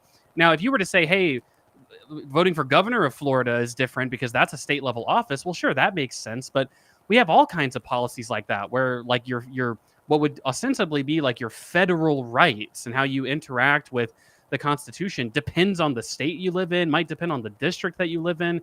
It all seems like it should be very high level and kind of universally applicable. So I don't know. It does seem the whole federal court system, I guess, in general, seems very weird and like decentralized to me. And so I take, and I don't know that I would suggest exactly what Pisco's suggesting, but I don't have very strong feelings, I guess, one way or another about like the sort of correctness intrinsically of this decision. But again, keep in mind, I reserve the right to make up whatever I think about the Constitution because that's what everyone does. So you got to keep that in mind always. Do you take? I saw some people on Twitter say this, like, well, these Republicans done fucked up because the next time there's a Democratic president, there's going to be no opportunity for nationwide. Kazmarek in Amarillo, Texas is fucked. He's no longer going to be the point man for, issuing blanket nationwide injunctions against, President Newsom or whatever. And people have commented, I commented on too, the Supreme Court is not bound by its own precedent. So I feel like, I don't know how explicit they would be, but I feel like Pisco touched on this. They've got ways to have their cake and eat it too, clear the path for Republican presidents and obstruct Democratic presidents. That this rule does not create a clear path for Dems in the next presidency. No one expects the judges to be consistent. There's no expectation the justices are actually doing their job. I don't think Roberts is doing his job. It's all just a complete farce. The notion that they're applying they're not even applying the stay factors consistently, and it's just a disgrace what the Supreme Court has turned into. But to be honest, I prefer a disgraced Supreme Court than no Supreme Court. So that's our state of the politics right now, I guess. Hutch, you got any last things before we turn to the one big beautiful bill? No, I'm good. All right, so let's talk about the one big beautiful bill. This thing is polling atrociously. Like, I'll be honest with you, I am surprised at how consistent and terrible the polling is on this. And yet, the Republicans are going full steam ahead. This was an article I found earlier. The Senate Republicans are saying that they're getting close to a deal. Of course, it would then have to go back to the House. Trump wants it by July 4th. He's sending mixed messages about this. He's like, he's lying his tits off about it. Like he's doing rallies saying they're not doing any cuts to Medicaid while McConnell's saying that the constituents will just get over it. Bro, it's crazy. It's crazy. Is there anybody analogous to this level of lying in the Democratic Party? Just like full on flagrantly lying. Actually, in Trump's defense, I think he probably has no fucking idea what's in that bill and is just looking for any kind of win. But yeah. Did you see that while McConnell is simultaneously saying they'll get over it or whatever? It was I think it was Tom Tillis in my state, North Carolina. He's sending out a flyer to his other Republicans saying, hey, 60,000 North Carolinians are going to be kicked off Medicaid if this shit goes through. Of course, he doesn't. I don't think he has the balls to say that, in front of a camera. It leaked. But let me ask you this. Do you all think I think this thing, in one way, shape, or form, this one big beautiful bill, I think it's going to pass. I think it's going to be signed. Some into version law. of it, yeah. What do you all think? Yeah, I think so. I think some version of it. I think that, one thing that's interesting is if you look into the details of at least the original bill, I don't know to what extent new text has been released, but is that a lot of the spending cuts are on the back end, basically, right? So like a lot of like the deeper spending cuts, they actually take effect in like 2028, 2029, 30, right? After that, right? And so it's like a way for them to essentially stimulate the economy up until, I guess, the next president would take office, and then you can either write it out or you can blame it on a Democrat. He did this before. He did similar kind of provisions in the 2017 bill. Yeah. And so it's it's just it's a terrible bill. It's terrible for people. I mean, it completely erodes the welfare state in a way that's obviously very, very bad for people. Hopefully. Look, I don't know. I mean, it's up to Republican voters. I mean, like Tom Tillis said, there's a lot of poor Republicans who exist and who are on Medicaid, and it's up to them to fucking just realize what the fuck they voted for and hopefully punish the Republicans by not voting for them again. Or, and it's obviously up to the Democrats to make that case to them as well. I mean, unfortunately, we live in a world where, like, when Obamacare got passed, people said they loved the Affordable Care Act, but they hated Obamacare. Like, people are just so outside their fucking brains when it comes to, what government services are. A lot of Republicans will say, there's a genuinely held belief amongst many Republicans that Medicare is not even a government program. They'll say, like, I don't want the government involved in Medicare. It's like, that is a government program, right? The government is Medicare, right? And it's up to the media apparatus and the Democrats to very forcefully take this and run with it. I think that, Trump's tax bill the first time around wasn't very popular, and I think he did get dinged on it a little bit, but that tax bill, from what I recall, didn't pair substantial spending cuts to any welfare program for the most part. I think there was like some stuff with like food stamps or whatnot, but food stamps is even a smaller minority of people than Medicaid. I mean, there's literally 70 million people on Medicaid. So, it's hopefully Democrats can really run with this and really, really attack and get Trump on this issue. And if they don't, fuck, what are you gonna do? They will. So. They will. They did the same thing in 2018. I also think we just live in a different time now. Like, TikTok is just so much more prevalent. I mean, I think if they do these massive cuts to Medicaid, you're going to see people like do testimonials and they'll go viral. And I think people will talk about this issue. And the Democrats will run on it in 2026 and it will work. But the disappointing thing, I was just going to say, Hutch, the disappointing thing is that we'll see absolute sicko Republican commentators, right? Sicko Republican commentators who, even if that does end up happening, right, they'll say, well, these people are just fucking lazy pieces of shit and fuck these people. And I don't give a fuck if, they're dying of kidney disease or they're going bankrupt and this and that. And again, it bothers me so deeply that at one point I was criticized for saying that Republicans, half of Republicans are garbage, when the mindset that so many of them have when it comes to cutting benefits to the poorest, most vulnerable people is literally, fuck them, I don't give a shit, okay? And I'm sorry, for me personally, my moral framework, call me a wild left-wing socialist if you want, I care. Yeah, that's true. I care when I see people who are poor and suffering because of government policy. That's something I care about. We need to target the pod bros. That's what we need to do. Like, we need to get the pod bros to start talking about like Republicans taking healthcare away from people. Okay. I'm going full jank on this one. No, listen. Let's talk about that. I remember texting you guys and like, I'm almost thinking about trying to get like an emergency live and learn episode so we could just like live react to that. What did you all think of the jank Kyle Crystal? Oh my I feel like it's a little nuanced. So first of all, I feel like Jank made himself look a little silly.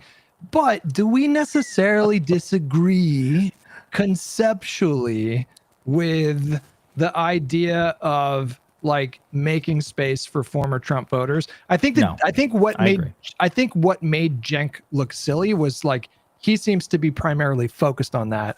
And Kyle and Crystal's point was just so incredibly true and like impossible to ignore, which is that if you really want to be effective at courting They were just talking past each other though, because Cenk wasn't. They were never denying that they should make room for people who want to like agree with them, and they basically said, yeah, we'd open the arms to David Smith, the libertarians, whatever. That wasn't what like. And so when he kept trying to make the conversation, you just want to feel good. You want to feel good and tell them go to the fascist. That's actually a pretty good Cenk impression. Dude, he's not hard to impersonate. But like, hit me with an of course. It's brutal. You just want to die. You got to put a little more mustard on it. You really want to feel good.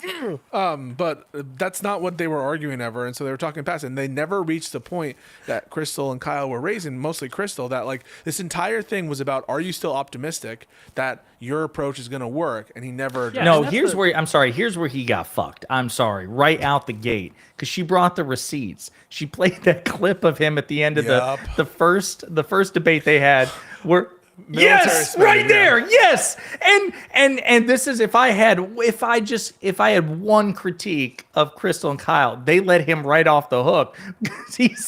He goes, all right, so there you go, MAGA. You better cut military spending, or if not, I'm going to have to come back and apologize to Kyle and Crystal.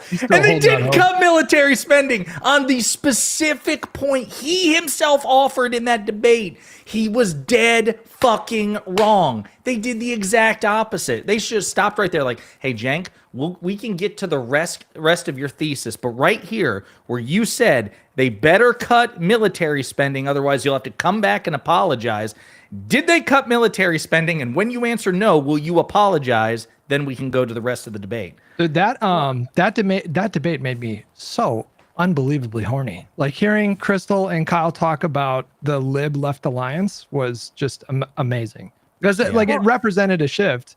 Certainly with Kyle, like Crystal, I don't know if she's gone as far as Kyle in terms of like he told you he would vote for like Joe Manchin. I'm not sure she would take the same position, but she was stressing. She would just never admit it in public. Yeah, probably. Maybe. Yeah. But she was stressing the importance of like fostering that coalition. Like she did it like 20 times throughout that entire debate. And so I don't know if that's going to spread to other creators, but maybe it's an encouraging sign because I would love nothing more than if we just focused all of our fire on. Well, it's funny. Right, it's funny you say that. Actually, I've got something to say in response to that, but we'll hold that. Econoboi, what do you think? No, I think that the problem is Cenk is kind of being a little bit whiffly waffly with what his original and kind of like central claim is, right? So, for instance, one thing that Crystal points out, right, is like, hey, Cenk, it seems like what you said was there's an actionably large amount of the Trump base that will both hold Trump accountable while he's in office, against his greatest excesses, and is potentially a coalition partner for progressives and Democrats and Democratic priorities, right? And she points out the radical shift in opinion that Republicans have had from day -1 to day 0 to the day after of the Iran bombing, right? And we've seen this with issue after issue. I take the how secure do you think our elections are poll to be the most extreme example of this. Day before Trump wins, 25%. Day after Trump wins, 80% think the election. And there's it was a 40-point shift with Republican voters on being open to bomb Iran. And I just want to say on the election thing, there is nothing like that in the Democratic Party. I'm sorry. It is just a superior base. It just is. It is more consistent, more honest, fucking flat out, straight up, no contest. Sorry. And so what Crystal points out is like we have these radical changes in opinion on this base based on what the dear leader says, right? And what Cenk said ultimately in that conversation was, oh, well, look, 23% of Republicans said they were against the bombing in Iran, 23%. So what, we're just going to close the door on 23%? But here's the fundamental problem, okay? Cenk didn't say, which is something that we've all said. Cenk didn't say that there's a small margin of people who voted for Trump who can be convinced to vote for Democrats based on whatever our own theories of how people vote are, right? He said, I'm fundamentally optimistic about the prospect of a Trump administration because the base will significantly constrain him and maybe even do some radically progressive things like cut the military budget. but then in the Crystal conversation, he narrowed that significantly to, well, there's a margin that I think is convincible, and my evidence for that is people like Dave Smith switch sides. God. And then like, Dave Smith walks it back. Smith walks it back. Yeah, Did he? I missed that. I didn't see that, but the only last thing that I'll say is my very foundational criticism with Cenk on this issue, and people who think that there's a MAGA progressive centrist coalition possible, is let's just see how they vote in 2028, okay? Because I guarantee you what I've said for fucking several months now is, oh, that's JD, that's not Trump, he's different. Oh, that's Ron DeSantis, that's not Trump, he's different. Oh, that's XYZ Republican who's complete Trump sycophant, but now that Trump's out of office, they're totally different. That is what we'll see. We won't see a meaningfully large percentage of these people say, I'm open to voting for a Democrat, this and that.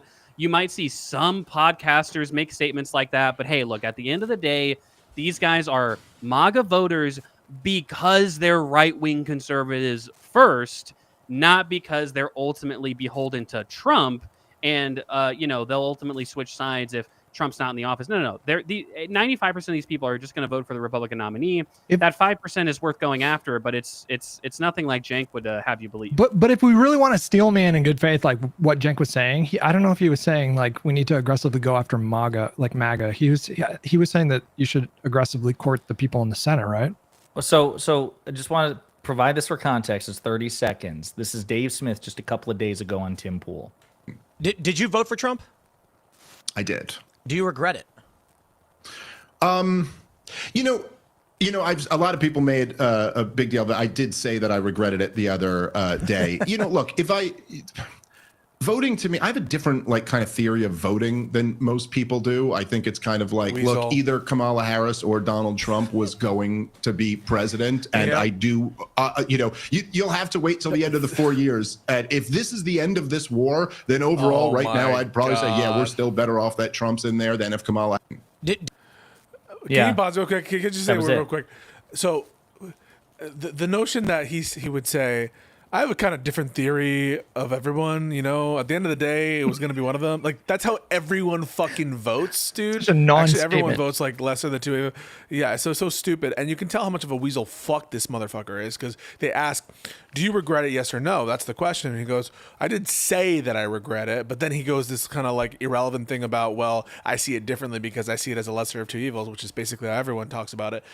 So, yeah, he's being a weasel fuck. Now, can he try to maintain, well, I didn't go back on it by saying that I don't regret it anymore, but he is implying and suggesting something different than his real opinion, which he's now not forcefully said.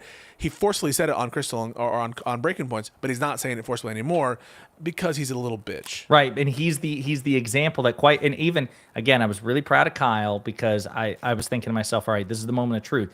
Cenk was running with Dave Smith as an example. See, here we go, the pod bros. Look at Dave Smith, and Kyle and Crystal were also like, hey, listen, this is good news. Like, look at principled libertarian Dave Smith, that they have, a lot of similar stances on with respect to foreign policy.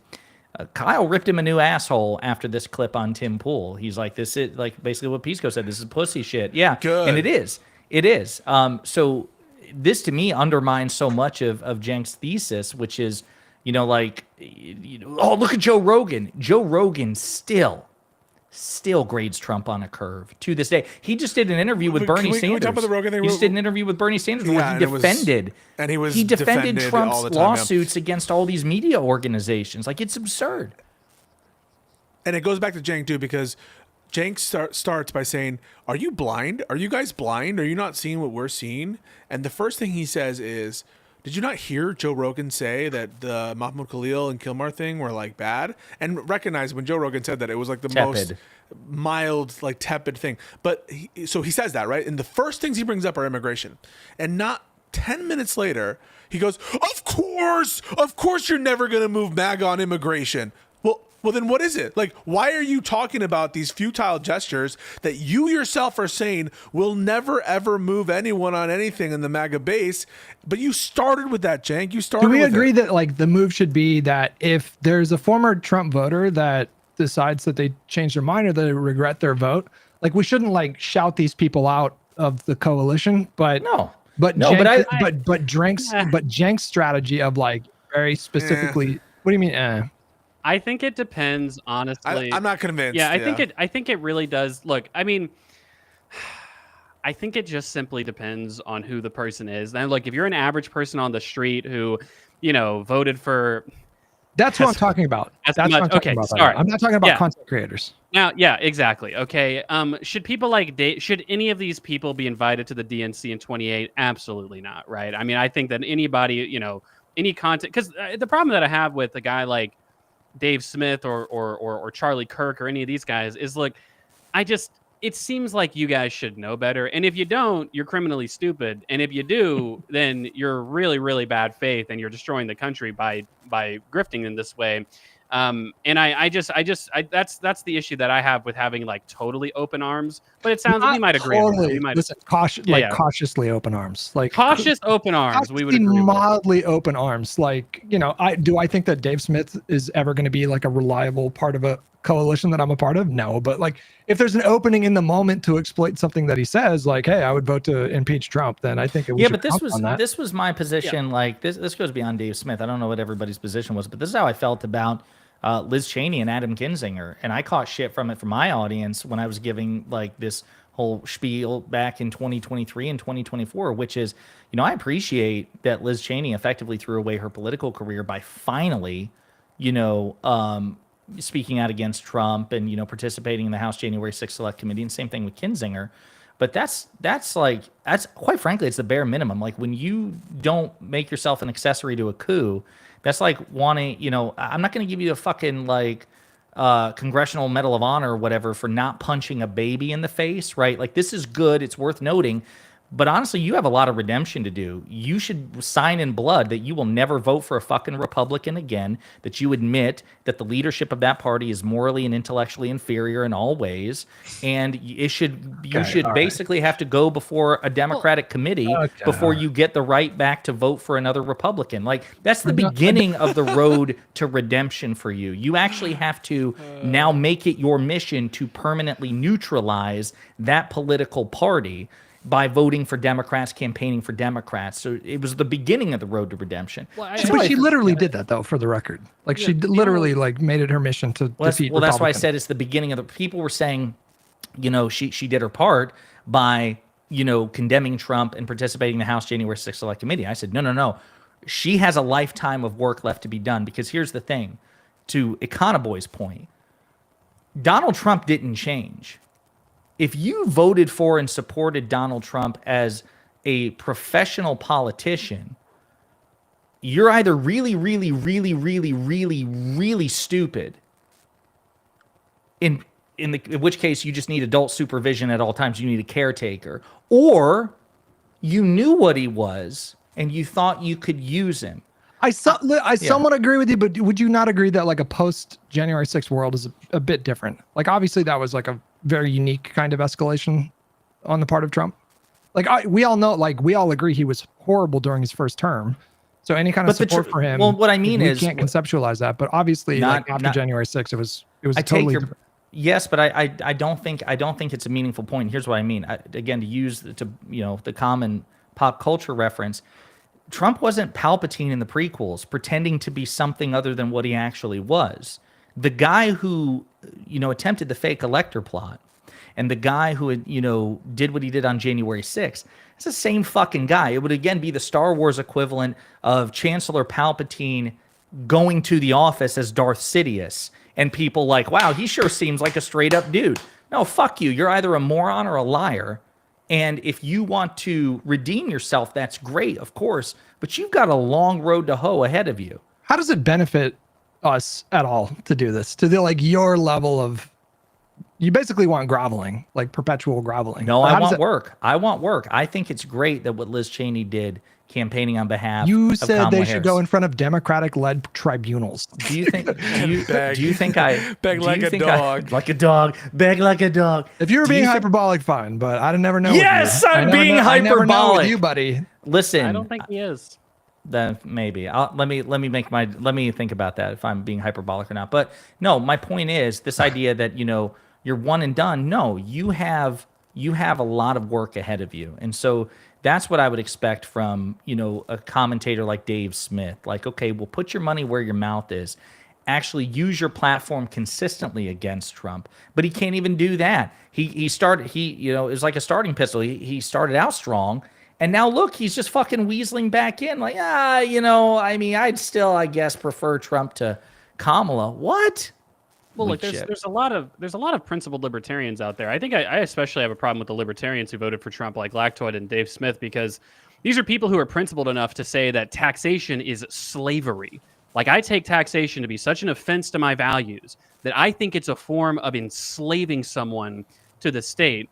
And it's like, then you vote for Trump. And under what plausible theory of libertarianism could you possibly make a bright line distinction in the offensiveness to your values between Trump and Kamala and say that Trump comes out on top in that regard, right? It's just such an absurd take to have as a libertarian. And Dave Smith, I mean, don't get me wrong, Dave Smith's been an idiot for a long time. He's never made a point that, had any sort of, to the extent that you agree with Dave Smith, it's a broken clock is right twice a day. Like, I don't think this is a very thoughtful guy with regards to how he speaks about things. He's not like the libertarian Sam Cedar, where at least I could say, like, it seems like Sam Cedar takes what he says seriously and has at least some thought behind what he says. Like, Dave Smith is just, he's just saying a bunch of random bullshit, totally audience captured, if you ask me.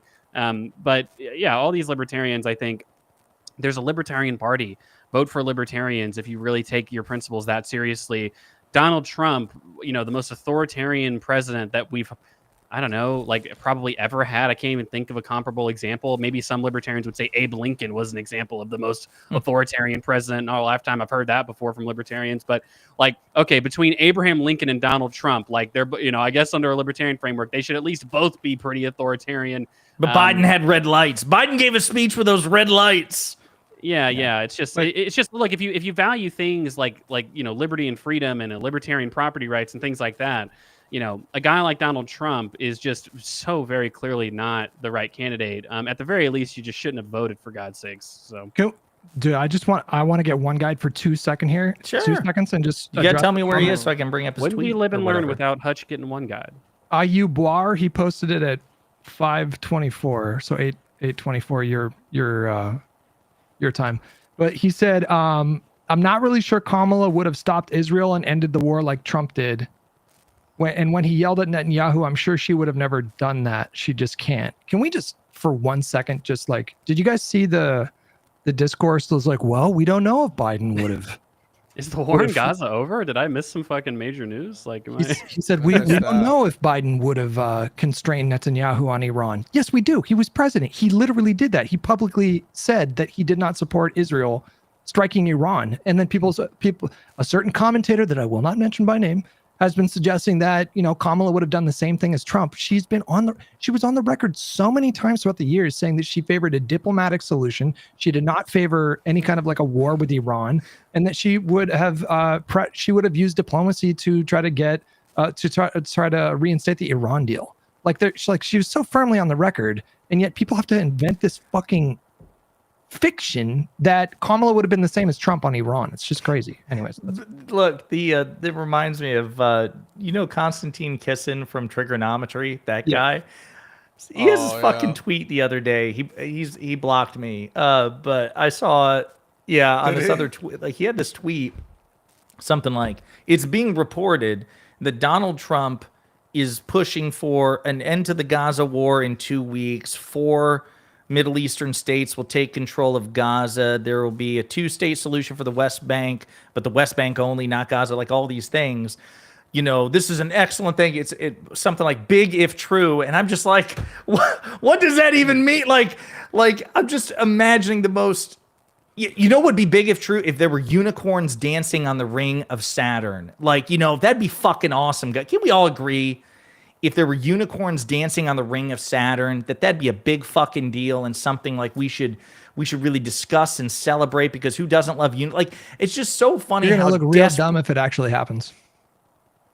No, I'm not. I'm not. And I'll tell you why. And I will tell you, and I will tell you why. My point is this: these people are so horny to give Trump a W. that they'll talk about Before he's what done it. might Yeah. happen. We heard about the Iran strikes discourse. Like, bro, if Donald Trump totally obliterated Iran's ability to ever enrich uranium, let alone pursue nuclear weapons, and if Israel and Iran never attack each other again, doesn't Donald Trump deserve the Nobel Peace Prize? And I'm like, Donald Trump posted where he was like, they've just agreed. Didn't he say like, they've just agreed to never attack each other ever again? Or something? right. Let this be called the 12-day war. Like, that's the thing. It's like, listen, at me when we're like, when it's happening. But like this idea that this is what might happen according to a report, and this guy is so horny to give Trump a W. He's like, fuck yeah, isn't that amazing? It's like, I don't know. I think that's silly shit. Hack commentators are hacks more than God mine. damn. Yeah, but the Konstantin come on, Kisin will tell you he's not. Listen, he's a centrist, man. He's I don't know. I just, it's so funny. I saw that and I was stunned. Because that is something you would see. That is something I would expect from Benny Johnson. And as much as I'm an unapologetic partisan for the Democrats, I got thinking about it. I'm like, have I ever said something like that? Like, bro, do you know what they're thinking about doing? You said Biden had no cognitive decline. You're a lying asshole. I never said that. That Trump was worse. That's right. And I stand by that. I stand by that. Take all of the FBI corruption against Trump seriously. Partisan hack, if you ask me. That's true. That's true. I did. I didn't do that. Issue. I did not do that. You're right. All the lawfare against him. Yeah, I supported that. That's true. And that's why I don't take it seriously when Democrats complain about Trump, because they didn't take the lawfare against Trump seriously when he was in opposition. So, and you have no response to that. People think that you're pretty much a hack, Josiah. They're saying in the chat. Saying you're pretty bad, but you're no Benny I appreciate Johnson. that. I'm getting so close to 600,000 subs. I'll weep openly. Yeah. Whoa, guys, let's get him over the line to 600. Right. If we do, then the war will end. Some will say all of them. Find all out. of the wars. There'll never again be another war. Yeah. Okay, Trump did say something really funny. It obviously said they don't know what the fuck they're doing. That was funny. But when he was like, it was the biggest load of all time. The biggest load He said, all Israel. time. He goes, but what I don't like is that right after I said it in the first hour, you go over there to drop your entire load. It was the biggest load anybody had ever seen. Phrasing. Oh my God. He knows what he's doing. No, I don't fucking think so. I don't think so at all. I mean, so I guess to wrap up the Cenk and Kyle and Crystal thing, I will say, because there was a text about somebody we're supposed to be talking to next week or whatever, and Vanguard? No, the Econoboi texted about it. Was it not next week?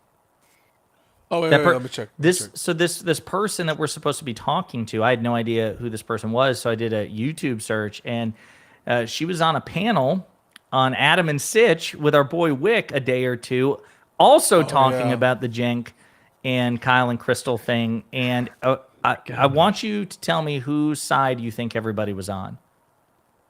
Were they on Cenk's side or Wick Kyle was and Crystal? probably on Cenk's side. Yep. Yeah. They thought Kyle and Crystal were out of their fucking minds. Wick said. Wick is such a cuck. he said that. I guess the topic next week isn't. I guess we could talk about that, but part of the thing was that Wick wanted the lady on the show is named Talia, and she calls herself like a center right person. I'm pretty sure. I spoke with her recently. She showed up on a debate I was on. Yeah, and she supported Trump, and I'm not okay. Guys, I'm not bullshitting you, okay? You're going to say Econoboy's bullshitting. He's just exaggerating, okay? This was the very same panel that Josiah is referencing, okay? Wick wants to organize like an interrogate Talia thing because she supported Trump. And the reason, the well-thought-out, intellectual, big-brained, non-bird-brained reason that she supported Trump was, quote, the vibes were just better with Trump. And so she is now, I guess, Wick, we've organized it to where this is going to happen next week on our show. And I'm going to just contain myself and allow probably these three to take the reins, because I've got a lot of thoughts about people who say things like that, and it really triggers the shit out of me, guys. Anyway, No, sorry. We're gonna let you take the lead. What are you talking about? I think Triggered Econoboi is the best Econoboi. Quite frankly, I feel that about all three of you. My favorite Hutch videos are the ones where he grabs that microphone and screams into the microphone. It's because he has like a really good screamer voice. I think I've said that before. He'd make like a great emo frontman. Pisco last night, going like super hard in the paint against Ryan. Yeah, I was listening to that at the gym this morning, and you were like, "You little bitch!" You're just like losing your shit. Econoboi never raises his voice, but he's just very matter of fact. He's like, "Shut the fuck up, nobody cares," and then he goes right into the next one. Like that's really fucking stupid. Nobody fucking cares about it. The thing about like, I've spoken to people, and look, I can't. It is maybe one of the most triggering things you can say to me. I don't know why it is. It's probably my background. It's probably my biggest interest, I guess, is politics and economics. But like when someone says to me, I went into a voting booth to determine who the leader of our country will be. And they say to me something along the lines of, no, I don't know. I just, the vibes were just better with Trump. It's like, okay. Wasn't that sure. Mamdani's whole thing? Look, it's one thing to say that the vibes were 0.1% of the reason, Immaculate. right? Yeah, but if you were to, it's just like, to people like Talia, it's just like, this guy is going to be the head of the military. He's got the nuclear codes. He got the chance to set the budget for so many hundreds of millions of people rely on the services that the president's ultimately in charge of. And to say to me that the way that I determined who should have that responsibility is I just simply thought Trump's vibes were better. I'm with you. Listen, I'm with you. I share the frustration, but don't say but Hutch. I'm just saying, like, does it serve us in any way to spots. actively like antagonize these people if they demonstrate that they might want to come Okay, back? here's what I'll say. Okay, triggered He has Econoboys syndrome. come out from Hutch saying that. Okay, people like this, you could just dangle a fucking carrot in front of them and lead them to the voting booth, and that is a 50-50 shot of who they're going to vote for. There's no theory of how these people vote. There's no theory of how to get these people to vote for you. But this is like a significant percentage of the country. No, but that's my Hutch. That's my point. Okay, people have this. Here's my theory of how people vote. 90% of them have maybe one issue that they have kind of a vibe about. Oh, this guy seems like a better leader. This guy, whatever. I want to grab a beer with that one. Okay, no, it's very vibes related. And look. For people who vote based on that, I think it's a terrible way to vote. You should obviously put more thought into it, okay? Obviously. But that's, okay, it's sort of like saying, like, most people don't have a consistent moral framework. Most people don't have a thought about their meta-ethical position, right? Mm-hmm. And most people can interact in the world just fine under that. Now, of course, you should have a more thought-out view of your own philosophy. Most people just don't. It's one thing to just exist in the superposition of having a vote on things and having strong opinions on things, but not actually thinking very deeply about them. It's another thing to, like, seemingly intellectually realize that is what you're doing. Like, okay. I am just voting based on vibes, and it's like, but do you think that's a sensible, like, if you've removed yourself from the brain fog population of people who just kind of do that without realizing it, you realize you do that, and you just do it anyway? Like, what? Okay. Like, that's... so you're doing this little vent and this little rant, and I'm totally with you. I'm just saying, but like, is it more valuable to you to, rant and rave about how the world should be different, but it isn't? Or would it be a better use of that time? I think not doing that. I think because I feel like you run the risk of looking like a smug prick. Like if somebody comes to you and is like, I don't know, I think I'm kind of regretting my vote for Trump. Like, should we fucking berate that person? I don't know. Hutch, okay, if I go on Fox News and someone says I voted for Trump because the vibes are better, and I say, wow, you're a dumb fuck for voting that way, I'm probably getting as many people saying I'm based and the vibes for Econoboi are based, so I'm going to vote for Democrats now. And own the libs, but it's just a blue version of that. Like, how many people say that? Would it be better though to just simply say like, listen, here's the alternative. Here's what we're offering. I refuse. No, Hutch, I can't live in this box anymore where we it's just like, oh, we have to handle these people with such. Look, guys, we're deciding who the fucking president's gonna be. Fucking think a little bit before you do that, okay? And I don't think that's an unsensible way to message. Okay, if you're gonna go out and vote for fucking somebody, you should at least have a pretty decent. No, I'm in my coalition. I'm in my coalition arc. Okay, listen, I love your coalition arc. That's all. I want you to keep your coalition arc, but I want somebody to explain to me why it is not possible for Democrats to insult their way into the White House. Trump did it twice. I want you to explain to me that it is exactly. Yeah, I am not convinced. Were they real? It was like, a real fucking thing. And I really want to own the cons, and I want that to be a thing, and I want you to tell me why that can't be a thing. You got to be the cool guy first, though. We are the cool guys. No, people got to think if you look at the polls, people got to think you're the cool guy in order to get away with it. Sure, JD Vance is the cool guy. JD Vance is the cool guy. Mike Johnson's the cool guy. Marjorie Taylor Greene is the cool guy. No. Look, how is Donald Trump the cool? That doesn't even make any sense because Donald Trump, until this last election, never won a majority. More people hated Trump than liked him. His favorables are still underwater. Until he did. No, wait. He wasn't popular until he was. He's not even popular now. His favorables are still underwater. Like, people don't like Donald Trump. He's not the cool guy. He is to millions of Americans, but not to a majority. I'm not convinced that's it. And maybe we become the cool guy. Do you really think that like Democrats are like the cool alternative to Republicans right now? Do you think that's the perception? I'm still not convinced it's about cool. I'm not convinced. It's a matter of how you make it's a matter of your theory of how the vibes become immaculate, right? Like, I think that, for instance, like, I think that one of the reasons why pre-neutered Tim Walz was so appealing, I think, and he had the highest approval rating amongst any of the four people running for president and vice president. Part of the reason for that is that people will look at the average Democrat who says, are you more of an introvert or an extrovert? And they say, well, I think that I'm kind of both. And it's like, it's hard to pick. It's like, oh my God, just be a thing. Just be yourself. Walz was throwing the smoke at politicians primarily, though. He wasn't necessarily like trying to savage Trump voters. No, and look, I'm not trying to savage Trump voters. I made a very, look, at the end of the day, 95% of them are going to vote for Trump no matter what. So I could savage them as much as I want, and who gives a shit, okay? But forget about that, okay? The people, I was saying specifically, people like Talia, who it seems like intellectually, it's like, oh yeah, the way that I decided who should have the fucking nuclear codes is the guy who said Haitians are eating cats and dogs had better vibes than the lady who fucking had. This is very historical.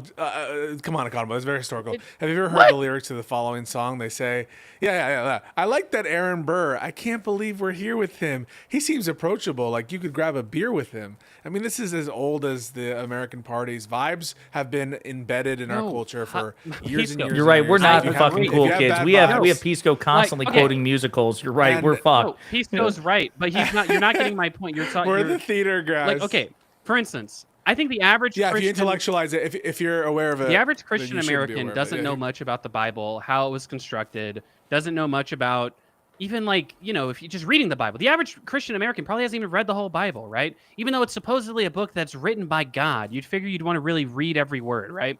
Now, most Christians have no problem existing in that position and going to church every Sunday and being part of Christian communities, but it would be even more bizarre if a Christian said, yeah, I'm a Christian, but like, I don't really know anything about it, and I don't really go to church, and I've never really read the Bible. They all say that. Yeah, but that's insane. That's wild. And it's probably worth being like, yeah, but then why? Human beings are walking contradictions. Human beings are walking contradictions. So are you going to yell at every Christian? I am. Are you going to go to church and yell at all the Christians? Okay, not being a Christian at all, to be fair, but no, like, I just think it's I don't know, like Andrew Yang. So now you're a socialist atheist.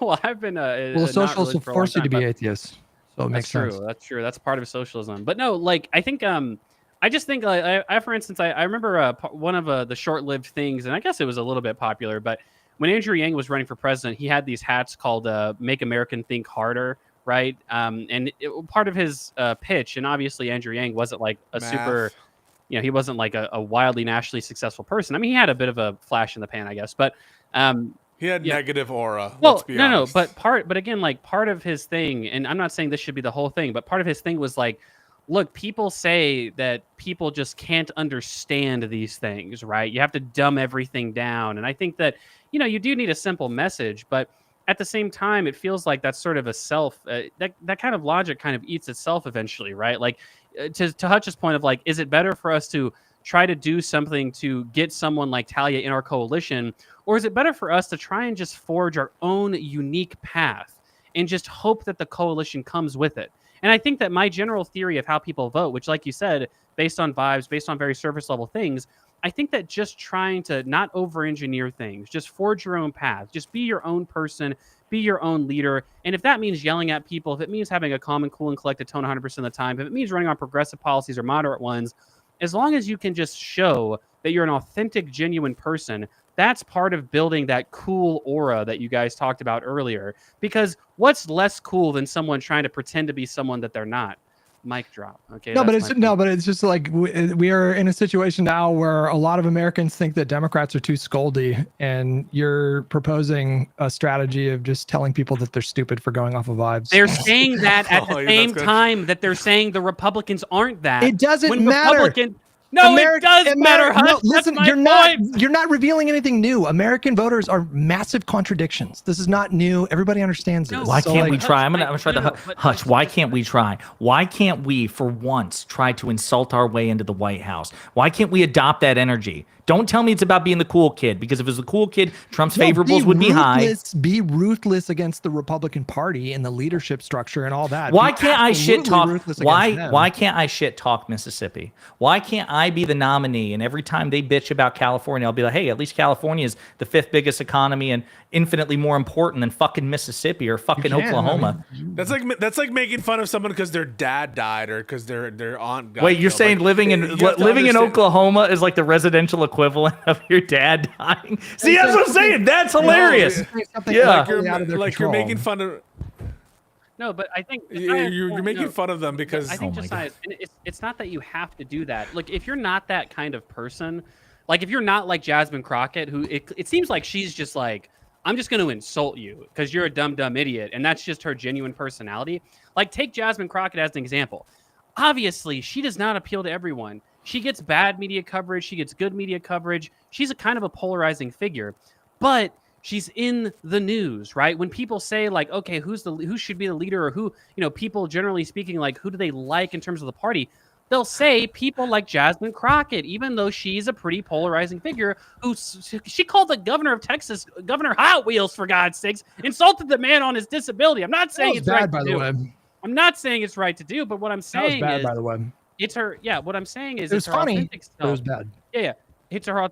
Unburn the Tesla, no Hot Wheels jokes. It sounds like you're the woke school here, Hutch. It's her authentic self, and I think that people, at the very least, when it comes to like readjusting the vibes, when it comes to like evaluating who's cool, when it comes to like who do I think I vibe with more, it's always going to be someone who can at least be themselves, okay? And if yourself is insulting and saying fuck all these other people or whatever, just do that, man. Just fucking do it and be yourself. That's all I'm saying. Okay, that's all I'm saying. Also, it's kind of funny when you do that. I'm sorry, damn. You live in Oklahoma. I'm so sorry for your loss. I'm so sorry. Hilarious. I'm waiting for. I need an explanation why we can't do that. I think intuitively we can all understand that maybe the reason why it's harder for Democrats to get away from that, get away with that rather, is because we espouse to be like a party, or we espouse to have an ideology that is inclusive. Like, the Republicans don't have that burden. They don't pretend. They don't even pretend. That it's the party of Christ, the party of personal accountability, dude. They have espoused to listen, I understand that contradictions exist, but I'm just explaining. Do you guys not agree? Like, it's difficult. It's more difficult for Democrats to get away with it because Pisco does not agree with you. Pisco's a bullshitter. Shut the fuck up, Pisco. Pull that hood down over your face in its entirety. And bastard over sit there in silence. Shut the fucking lights off. We can't talk off. about making inclusive spaces for people with disabilities, minorities, queer people, and all that stuff, and then just go like fucking scorched earth like Donald Trump does. Here's what I don't get. Let's take everything you said at face value. What you're saying is simultaneously the Republicans constantly defy.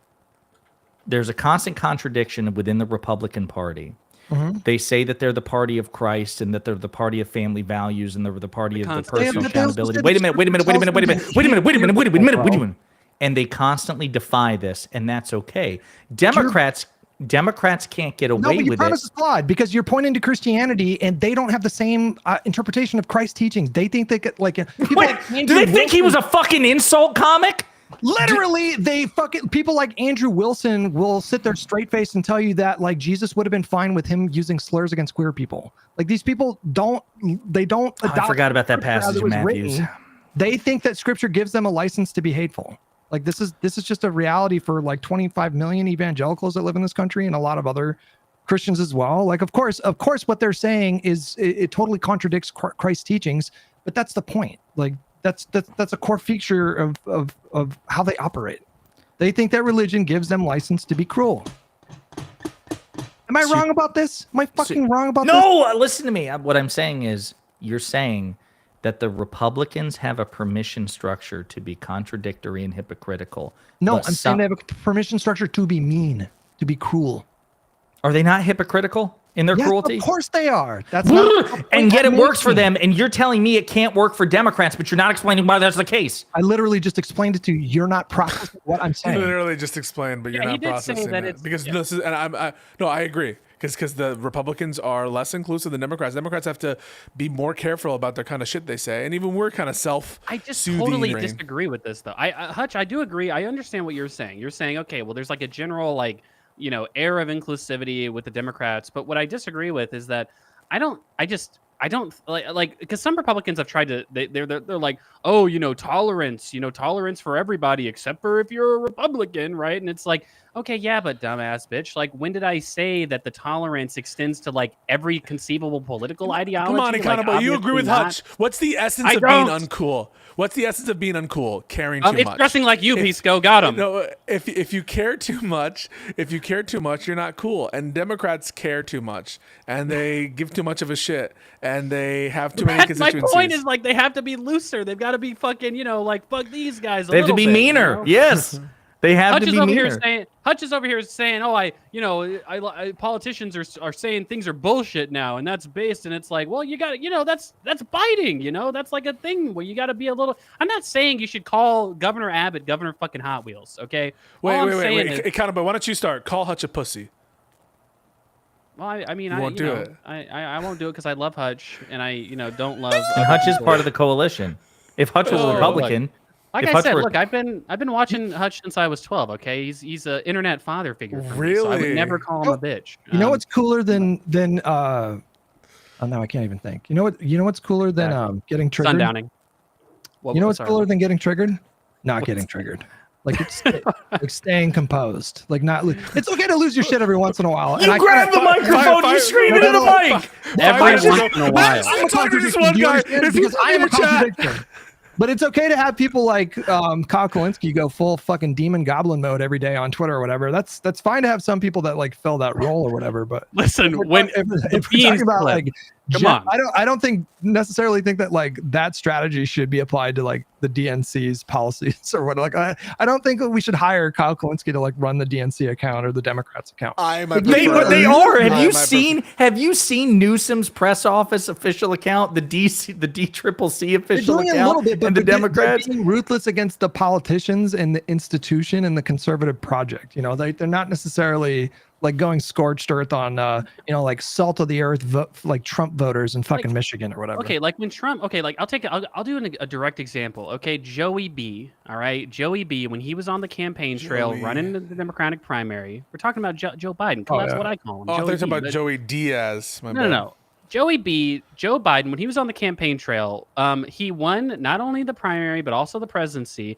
There were tons of clips where like he was talking to voters and they would say some stupid shit and Biden would like, what did he say? Like, oh, whatever, fat. Like, remember that clip? Like, Biden was very willing to just be like, whatever, dumbass, like that. You know, you dog faced pony soldier, like his like 1930s fucking. But there were infinitely more clips of him like starting to go demon mode and him like stopping and going, Hutch. I agree. Look, if I had my totalizing rhetoric, if I was running for office, it would be like 95% positive. But if I'm talking to a voter and he's like, hey, you know, what's up with the Democrats and the grooming of the children and, you know, all these gay pedophiles running everything, I'm like, shut up, you dumbass bitch. Like, Jesus Christ, okay? And that should be an okay thing to say to some people. No, I'm saying you can go scorched earth on those people. I'm saying the people that are not like crazy indoctrinated by libs of TikTok. We agree on that. Hutch. Yeah, we agree. If a Republican comes to me in good faith and says, okay, like, you know, look, explain to me why you're a Democrat. Obviously, look, I'm going to give him a pretty reasonable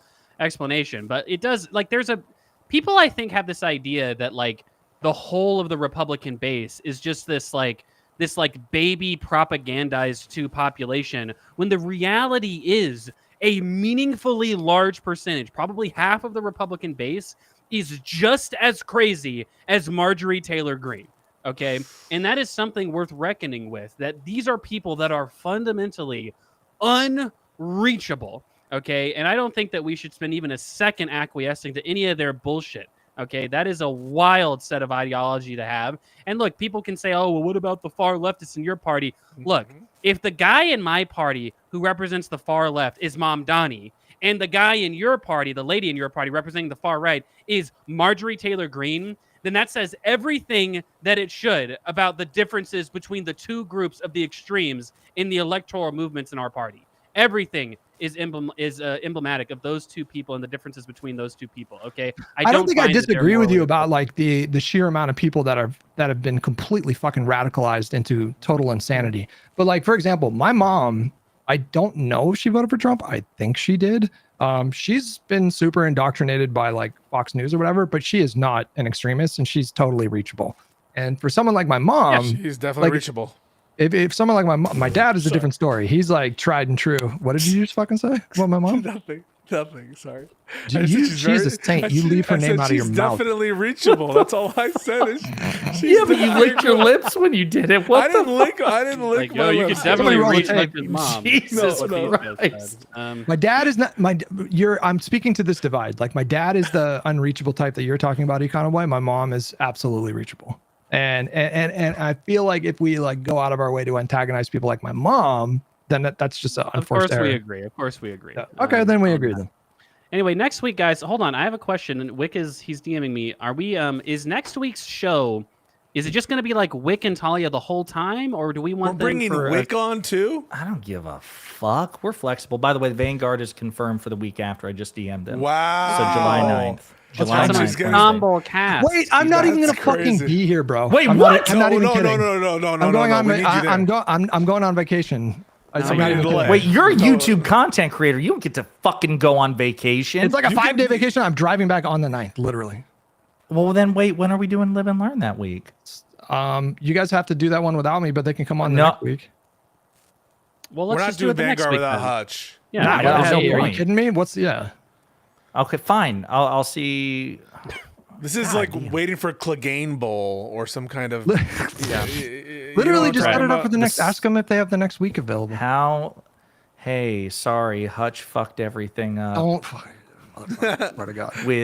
With wanting to have Surprise work-life vacation. balance. They're literally gonna tweet out. He's fucking ducked. He ducked us, bro. Watch. 100%. Watch.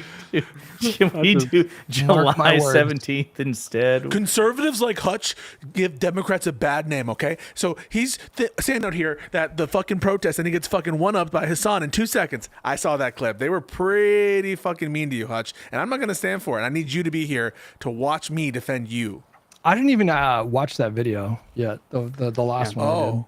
Literally plans. I'm not gonna lie. Wait. Which video was it? Peace. It was like because it was. A I had a funny clip thing that where went viral. The funny Yeah, clip when- that went viral. Yeah, I Hutch saw is that. like, I This laughed shit too. never happens. They wouldn't. This is not. He doesn't know shit. And then it popped off, and it's like, oh fuck me. And his reaction was very good. And it was.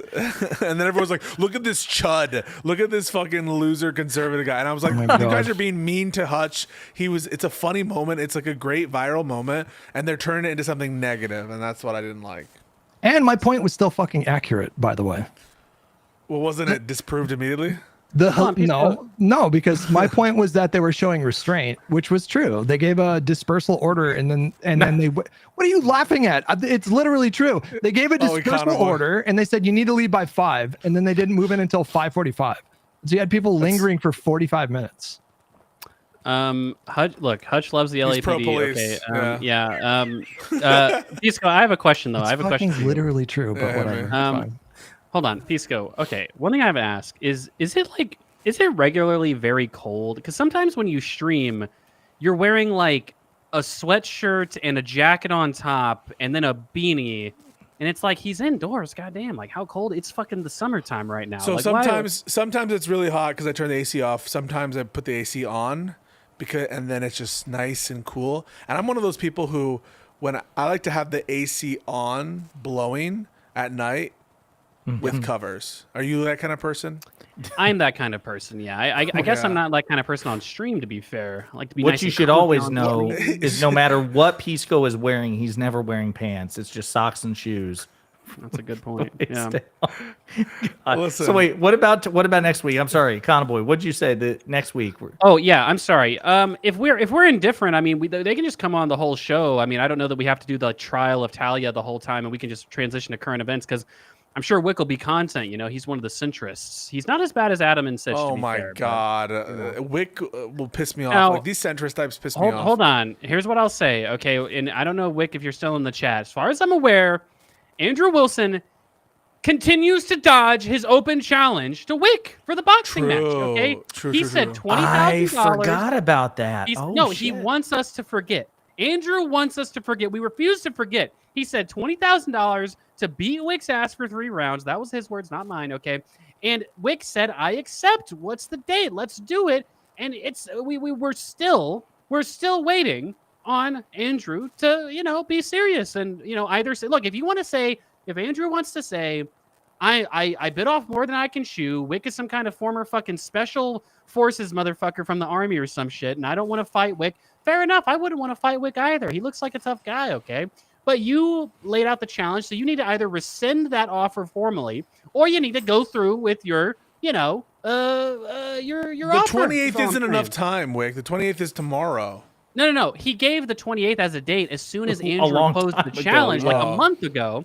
And he's, still silent. The Mr. Beast, strategy of just being silent on any potential controversy. It does work for some people, not for me. Let me tell you something too. It's funny you say that because I remember DMing Wick because he is a centrist, and I remember asking him like, I knew you're ex-military and you're planning for this fight with Andrew.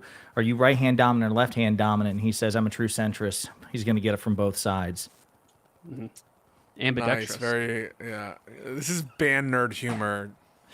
Listen, I love my stupid puns. I will never apologize. Cool? I love my puns. I will never, ever apologize for my puns, my dad humor. Look, to all you people who are making fun of Andrew because he couldn't open that jar of olives, okay, he made it pretty clear in that clip that it was slippery because that lady had tried to open it and couldn't open it either. Okay, so we shouldn't. I forgot about that too. We shouldn't be making fun of jar it. gate. You guys try to open up a severely greased, like it's at a fucking lube shop olive jar on camera, and we'll see who's laughing. Shop. Yeah, that's right. Wait, this was a fantastic episode. We loved it. It was a great episode. I agree. Episode. I mean, I texted the boys of the Vanguard about the 17th. They've yet to respond. They're probably too busy already shuffling their schedule around, making way to interact with Hutch, hoping for the 10th, not knowing that he screwed everybody over. That's right. The Vanguard will be with you, sir. They did say, I'm sure Hutch is going to be real happy to see us laughing emoji. So I'm like, that's the point. That's the whole point. Yeah. I don't think these guys understand how little I think about them in my day to day. Oh, you're doing the whole Mad Men thing. I don't think about you at all. I'm just like, I'm going into it open-minded about where the conversation can go. No, if they're going into it ready for a fucking brawl, then whatever, we can. Hold on, Gavin Yeah. won't. Gavin will be, I think, chill. Zach is always the aggro one. He's the one always spoiling for a fight. He's the Pisco of the group. We've been accused of not answering super chats. Have we missed a super chat? Yeah, what super chat? We haven't missed any super chats. Okay, I'm sorry. I'm sorry, Pisco. I didn't mean. Van better guard up because Hutch will swing hard. That's from Wick. Yeah. Wick, while you're here next week, we're going to have a conversation about what I heard on that Sitch and Adam panel. I was disappointed. Wait, Sitch and Adams are doing panels still? I thought they were like... Or whatever they run, whatever they do. Their fortress arc. Whatever it is, like that. It was. Are they still mad at me? Probably. Remember they disowned me? I feel like every person who's ever been mad at you stays mad at you. I think like the number is just static, like 100%. I don't know what the fuck I do, but tell the truth. People don't I think like Rob the truth. came around. Rob came around. Rob is... They reconciled. Wait, you did? Yeah. Well, I don't know. We've they've talked. I mean, look, they were on each other's blacklists, and now they've talked like several times since then. Whoa! I don't think I blacklisted him. Hold on. Pisco, I recall a time when you said you wouldn't speak to Rob unless counsel was present. I recall that. No. I said I would not DM him. Whoa. He wanted to. No. He DM'd me saying, "Give me your name and address. I need to file a complaint with the New York bar," which he mistake is that they don't oversee lawyers. And I said, I'm not going to respond to these DMs. I'm only going to do it publicly or through counsel if you're asking me for my address for purposes of filing a complaint with the New York bar, which again isn't the organizing entity. But yeah, that's what happened. You fucking my fucking memory. Sorry, Rob. Well, at the very least, you were on Rob's blacklist for a little while there, and you know really?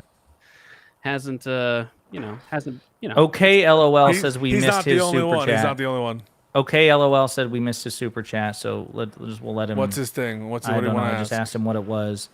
Can't you just look at your YouTube thing and it just says like I'm on Restream and it doesn't go back that far. Like I don't see any super chats that. Yeah, you'd have to go to your individual YouTube. He's lying. He's lying. He didn't give us any money. Wait, I lied. No, I've got a few naysayers in the chat right now. Do it, man. Do it while we're waiting. Didn't Mamdani demonstrate that like if you focus a little bit on coalition building that it could be beneficial? Like he was not going scorched earth. Like he was actually making a very visible effort. With Brad Lander. My God, yeah, that was very wholesome. They cross endorsed. It was beautiful. He endorsed like a more center guy. No, but he literally went to Tom Homan and was like, fucking square up. He went to and yelled at the fucking ICE. That's what we're talking about. No one's saying go to the Trump voters and fucking egg their houses. That's what I think that the terminal Cenk-Uyghur disease, that is that like the notion that we want to go to Trump supporters' houses and like steal their puppies, when all we're asking for is for people to be like super harsh on Trump and like Elon Musk. And what Cenk wanted to do was like coddle their balls. That's the difference. Somebody donated to me and said, Tiny Tim blown the fuck out. Listen, this is a very niche reference. You'll never beat the Tiny Tim example for why equality is important. You'll never beat it. It's a niche philosophical thing, guys. Don't ask me to explain it. Tiny Tim, just know this. In the argument of whether or not equality matters intrinsically, Tiny Tim undefeated, okay? Undefeated as an argument. And every time and this was Non-Fon that donated this, and I'll say this on the big show, every time I debate Sample Text or Non-Fon, it's like I'm going to my favorite buffet, okay? Never get enough of debating those couple of stooges, all right? Anyway, sorry, guys. What were we looking up here? Right here, just Tim Miller from the Bulwark posted this in response to Don Bacon. He says, the moderate GOP members just suiciding their careers without a fight is a big story of our time. They could have fought MAGA, worked with Dems, created a splinter caucus, but instead, one by one, they mostly went along with Trump, then quit. They are now on the precipice of extinction. Yeah. No, it's so true. Like, there are key moments in history where we could have prevented this outcome. It includes the quote unquote moderate Republicans. It includes when Mitch McConnell refused to convict Trump when he was obviously guilty of this impeachable conduct. It includes like many instances where the Republicans literally had the power to end this madness and they chose not to because they're complicit. Ultimately, they're part of this. Yeah. Okay, Lowell, I tried to find your super chat, buddy. You've got like 15 seconds. If you can, please post it, because otherwise we gotta go. You don't have to like do the super chat again. Just type the text of what it was. Okay. While we're doing that, while we're waiting on him, anybody else have anything lined up in the next couple of weeks? Guys, our Live and Learn YouTube channel almost at 1,000 subscribers. Yeah, so sub it. Yeah. Damn. Definitely yeah. sub to that. Definitely. Please sub like that. and subscribe.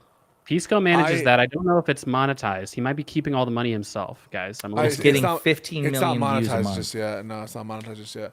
But yeah, give it a sub. Give it a fucking sub, guys. One thing I want to say is, I love you guys very much. You guys are the best, and so y'all should sub to Econoboi. Y'all should sub to Hutch. Y'all should sub to Josiah. And you know what? Give a sub to my channel. Why not? Why not? Just give it to all four of us. But super appreciate you guys. I would go to Mordor with you, Josiah and Econoboi and Hutch. Mordor? Yeah. Josiah would be Frodo, obviously. I would be, Gandalf. I think I would be Gandalf personally. That's my preferred person that I identify with. I want to be Boromir. You want to die? I'll allow that. Strong redemption arc. Hutch. Yeah. No, Hutch would be that. I want to be Boromir after looking at this fucking live and learn chat for the last 20 minutes. No, Hutch would be. You have people in your audience that fucking legit think I'm conservative. Me. I don't know, just a general you. Stop it. That's not true. I have people in your audience that think I'm a fucking conservative. Listen, Hutch would be that one. My entire fucking adult life. Hutch would be that one ranger saying we're being too mean to Sauron. Yeah. Look, in a year, okay, I love you, buddy. Why not use the ring? Let's just use it against him. The ring no, that would be me. I would. Unfortunately, that would be me. He could be an unlikely ally. That would be me. I'd be like, put that fucking ring on and let's destroy Mordor. Yeah, unfortunately. Hutch would be like, let's trust Smeagol. He seems like a good guy. Yeah, he could be a reliable member of this coalition. We're coalition building. Oh, we're okay. All right. Okay, lol. I can't find it, buddy, and I don't see where you have typed again. So sorry that we missed that super chat, but Chot. Love you very much, everybody. Stay cool. Hutch, we love you. Only positive comments to Hutch in the comments below, all right? Yeah. No. Oh, wait. We should bring these people on to a call and they can say that shit to my fucking face one of these days. We should do that. Like, we should get back to like half the show or the last third of the show, bringing on people. You owe me $10, by the way, because I did not predict that Kamala would win in Texas. You called it Texas, guys. Okay. No, guys. I've got the VOD right here. Okay. It was post fucking. Let me click on it then. What's the timestamp on it? Go to the VOD 3822. This is so you just linked the VOD for today's stream.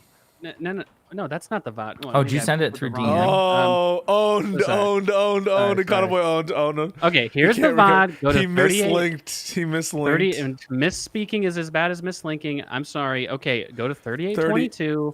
3822. And you'll see extremely clearly that this map, which by the way, this was the day before. This was like our show, like before the election. Okay, like right before the election happened. You'll see very clearly that this map is a Senate map because it's got the two independent seats in Maine and Vermont. Okay, and that was something that we were discussing. Ready? Oh, yeah. Your shirt, you might want to take it off. I'm like, what the hell do I have in my shirt? I see what you're doing there. Okay, sorry about that. Yeah. Thank you, Jerome in Seattle. Yeah, that was a good I was like, troll. wait, what the fuck? Oh, okay, shit. Are you right? Anyway, you're gonna. People are gonna say, "Look, this is way. This is. I already see it. Rush for life. Copium in the chat. Look. No, but wait. No, this isn't. Okay? This isn't you. Where's your president? Can a man dare? It's not. It's dream? not crazy. It's not crazy. It's not crazy at all. I'm not saying it's. It is. Wait a It was. second. It was the Senate right crazy. there. Wait, no, but let him finish because he's asking It's where crazy. you're. I'm just. where- It's bold. hang on. But I'm not, it's not crazy. I look. This is a supportive group here. Okay, I'm talking to the masses here. I'm daring to dream. I have the courage to put out. This is a preliminary prediction. Okay, we'll see what my final prediction looks like. I see. It's the Here's Senate the map, but reason where's your presidential one? currently Where's the presidential? why one? I give Montana and Texas He's asking the question. Let him play. to the Let him play. Democrats. Okay. Here's why, and I'll talk about Dan Osborne if I have the time. If No, unless but we wanna don't talk need about all other this. stuff. Okay, fine. This is the Senate map. Where's your presidential map? You put your presidential take- map on the screen after the Ann Salzer poll, and you gave Texas to Kamala. No, you're wrong. No, Hutch, you're wrong. Okay, let me pull up my final Senate map. God damn it! No, I'm not looking for your Senate map. I'm looking for the presidential map. That's what I'm asking for. I can't tell if we're watching the video. No, guys, listen. Yeah, I know it was fucking tripping me up when I was playing Listen. it, and they were You have not talking. proved anything. Listen, men will do anything except for accept accountability. Men will do and, anything but admit they're wrong. Yeah, hold on. I'm sure that if I just type in Econoboi prediction, it'll come up pretty easily. Here we go. Found it immediately. Okay, here's my final prediction. Okay, and this is what I pull. I think I literally on our show I said like pull up my tweet or whatever because it had my maps on it. No. You did As it the on the date- fucking, I'm not asking the- what you said on the Twitter. date- You put a presidential map during our podcast. Why are you showing me a Senate map and tweets? Oh no! No, but I didn't. I'm telling you, I didn't. Here's what we'll do. We will settle this because it gives you all a full week to review the VODs and produce your evidence by the next stream. I'm just gonna find it myself. Okay, over these the guys- over the $10. Yeah, but you're gonna do it when I'm offline because I am done. Listen, Hey. this was a lot of fun. I've missed you guys. I can't believe Hutch is gonna be gone for 5 days, taking a vacation. Good for you, bro. Good for you. On a Santa Cruz, it's going to be dope. What? I need to find that. I'm getting You better bring on the work missus, life or is it just for the but- boys? No, it's me and the missus. Okay. Nice. Nice.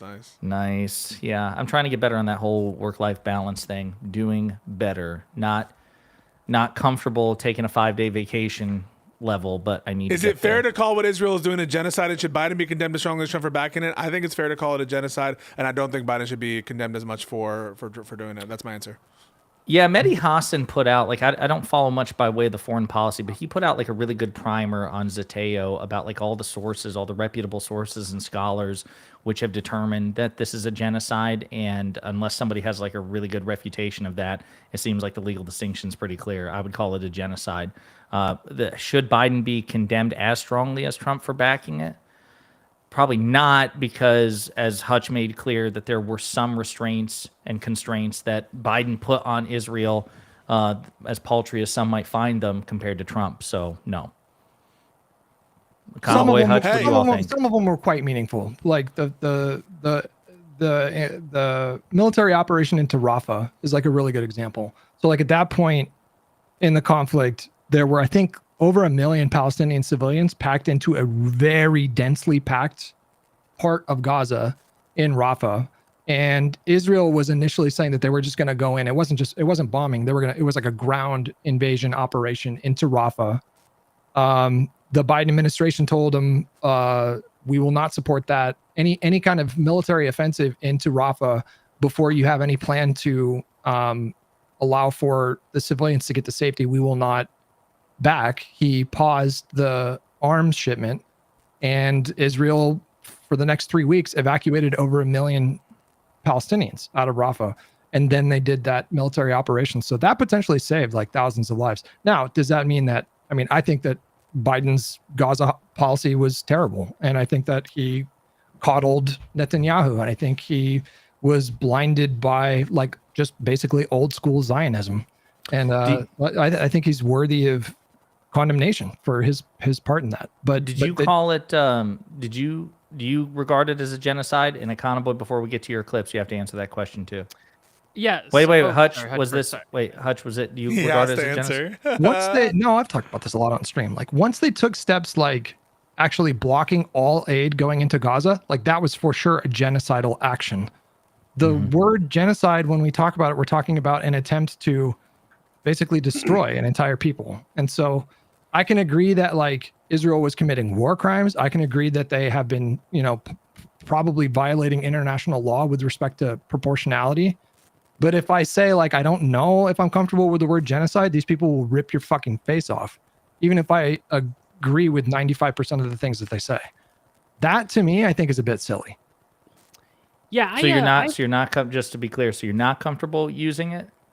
Well, I'd have to take a look at like what Mehdi Hassan. I'll send you that link. I'll send you that link. Sources that he cited, but I mean, and like, do we think that Israel is literally trying to like destroy in whole or in part? Yeah, Palestinians in Gaza. Yes, I would say the in part part. Yeah, I would say that covers it. That's the thing that gets kind of confusing because it's like in part or in whole. Like in part, I don't really. I mean, like when you guys think of genocides, what do you think of? Like historical examples? I mean, the archetypical examples, obviously the Holocaust, but and Rwanda like what are some other ones? Rwanda, genocide. right? Burma. Those. Yeah. I mean, would you guys agree that those looked quite different than like what we're seeing? They all look different from each other. Too. Right, but I think the point I'm making is, would you guys agree that those were?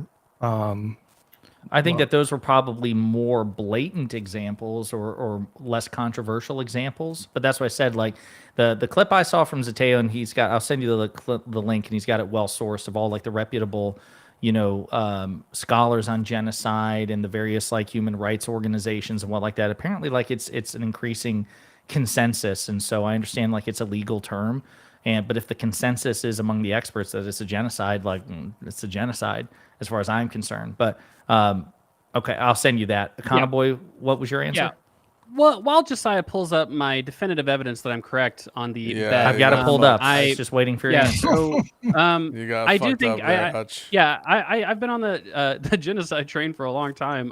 No, I've been on the idea that this has been a genocide for, I mean, pretty much since the beginning. I don't really talk about foreign policy that much, but I think that the intentions really matter. I think that the right-wing government of Israel, they clearly don't value Palestinian life nearly as much as they should. I think there's a lot of very, very radical elements in the Israeli government, and I think that that's probably enough. The intention, I guess, to me matters a ton, and it seems like there's a very an extreme callous disregard for Palestinian life and quality of life and the suffering in the region. And I think calling it a genocide probably makes sense if that's the case. But genocide goes well beyond the callous disregard for life. Well, I think that, again, if you look at the history of that sort of UN definition of genocide, my understanding is that there was a lot of political concessions made when it came to formalizing the definition of genocide. I don't know that the formal definition really matters so much. I know that the South Africans, I guess, made an argument that even under that formal definition, it matters. But I think that, common parlance, whatever, some general conception of genocide, I think that it's very sensible to call what's happening in Gaza genocide, especially based on a lot of the rhetoric and statements and sort of the histories of the people in the government of Israel right now. Anyway, okay, Josiah, please. Fun note to end on. Thanks for the $5. Yeah, right. We'll end it on a light note, I guess. All right. This is 16. This is the map that Hutch was claiming that I said. No, that was Kamala. Gave two maps. No. Hey, Hutch, two maps. this is the second map. If you pay attention, this is the full presidential map. What was the Play first the map? clip. Play the clip. Josiah, please. So that was Hutch's. Now we have Econoboi. Now we have a Cowboys. Yes, the Fuck. most. And would optimistic you look bunch. potentially until we see no. Josiah's map, which he is working on, and we will see it presumably. This map is hot. Listen, I was close to giving him Maine's 2nd congressional district as well, but I'm not quite convinced. I'm open to being wrong in that regard. I'm open to being wrong in general. As Hutch said, at the end of the day, pretty much all these swing states are going to be decided by, and as you can see, between 0 and 5 as of red. Oh no, Hutch! So $10. Hutch, look, I will take my $10 in the form of you donating to Zohran's campaign. Oh no! If you would like to give it to me directly, you can. I can do But that. I'll allow you to donate $10 to Zohran's campaign. I can do that. I'll send you the Act Blue receipt. Yeah. Thank you, Hutch. Pay the piper.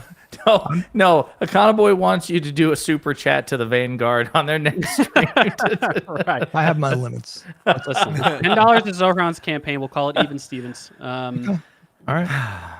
All right. Hey, well, great this episode, was- guys. We got everything there. This was so good. Listen, I appreciate you fellas, and I'll see you all next week for the WIC, whoever it is thingy. What's her name? Talia? I think it's Tali. I think it's Tali. isn't it? Tali. Okay. Like the Mass Effect character? Talia von Normandy, whatever her name is. That was a good Normandy game. was the name of the ship, but No, okay. but when you do our secret mission, you guys do that, and she'll change her name. That's bullshit. That's not real. Fuck you. Yeah, it is. Wait, someone confirm it. I don't before we believe you. leave. I don't believe you. Fuck you. Someone confirm it. I didn't bet him $10 either. Someone confirm it. Okay. She'll all right. change her name. All right. Bye.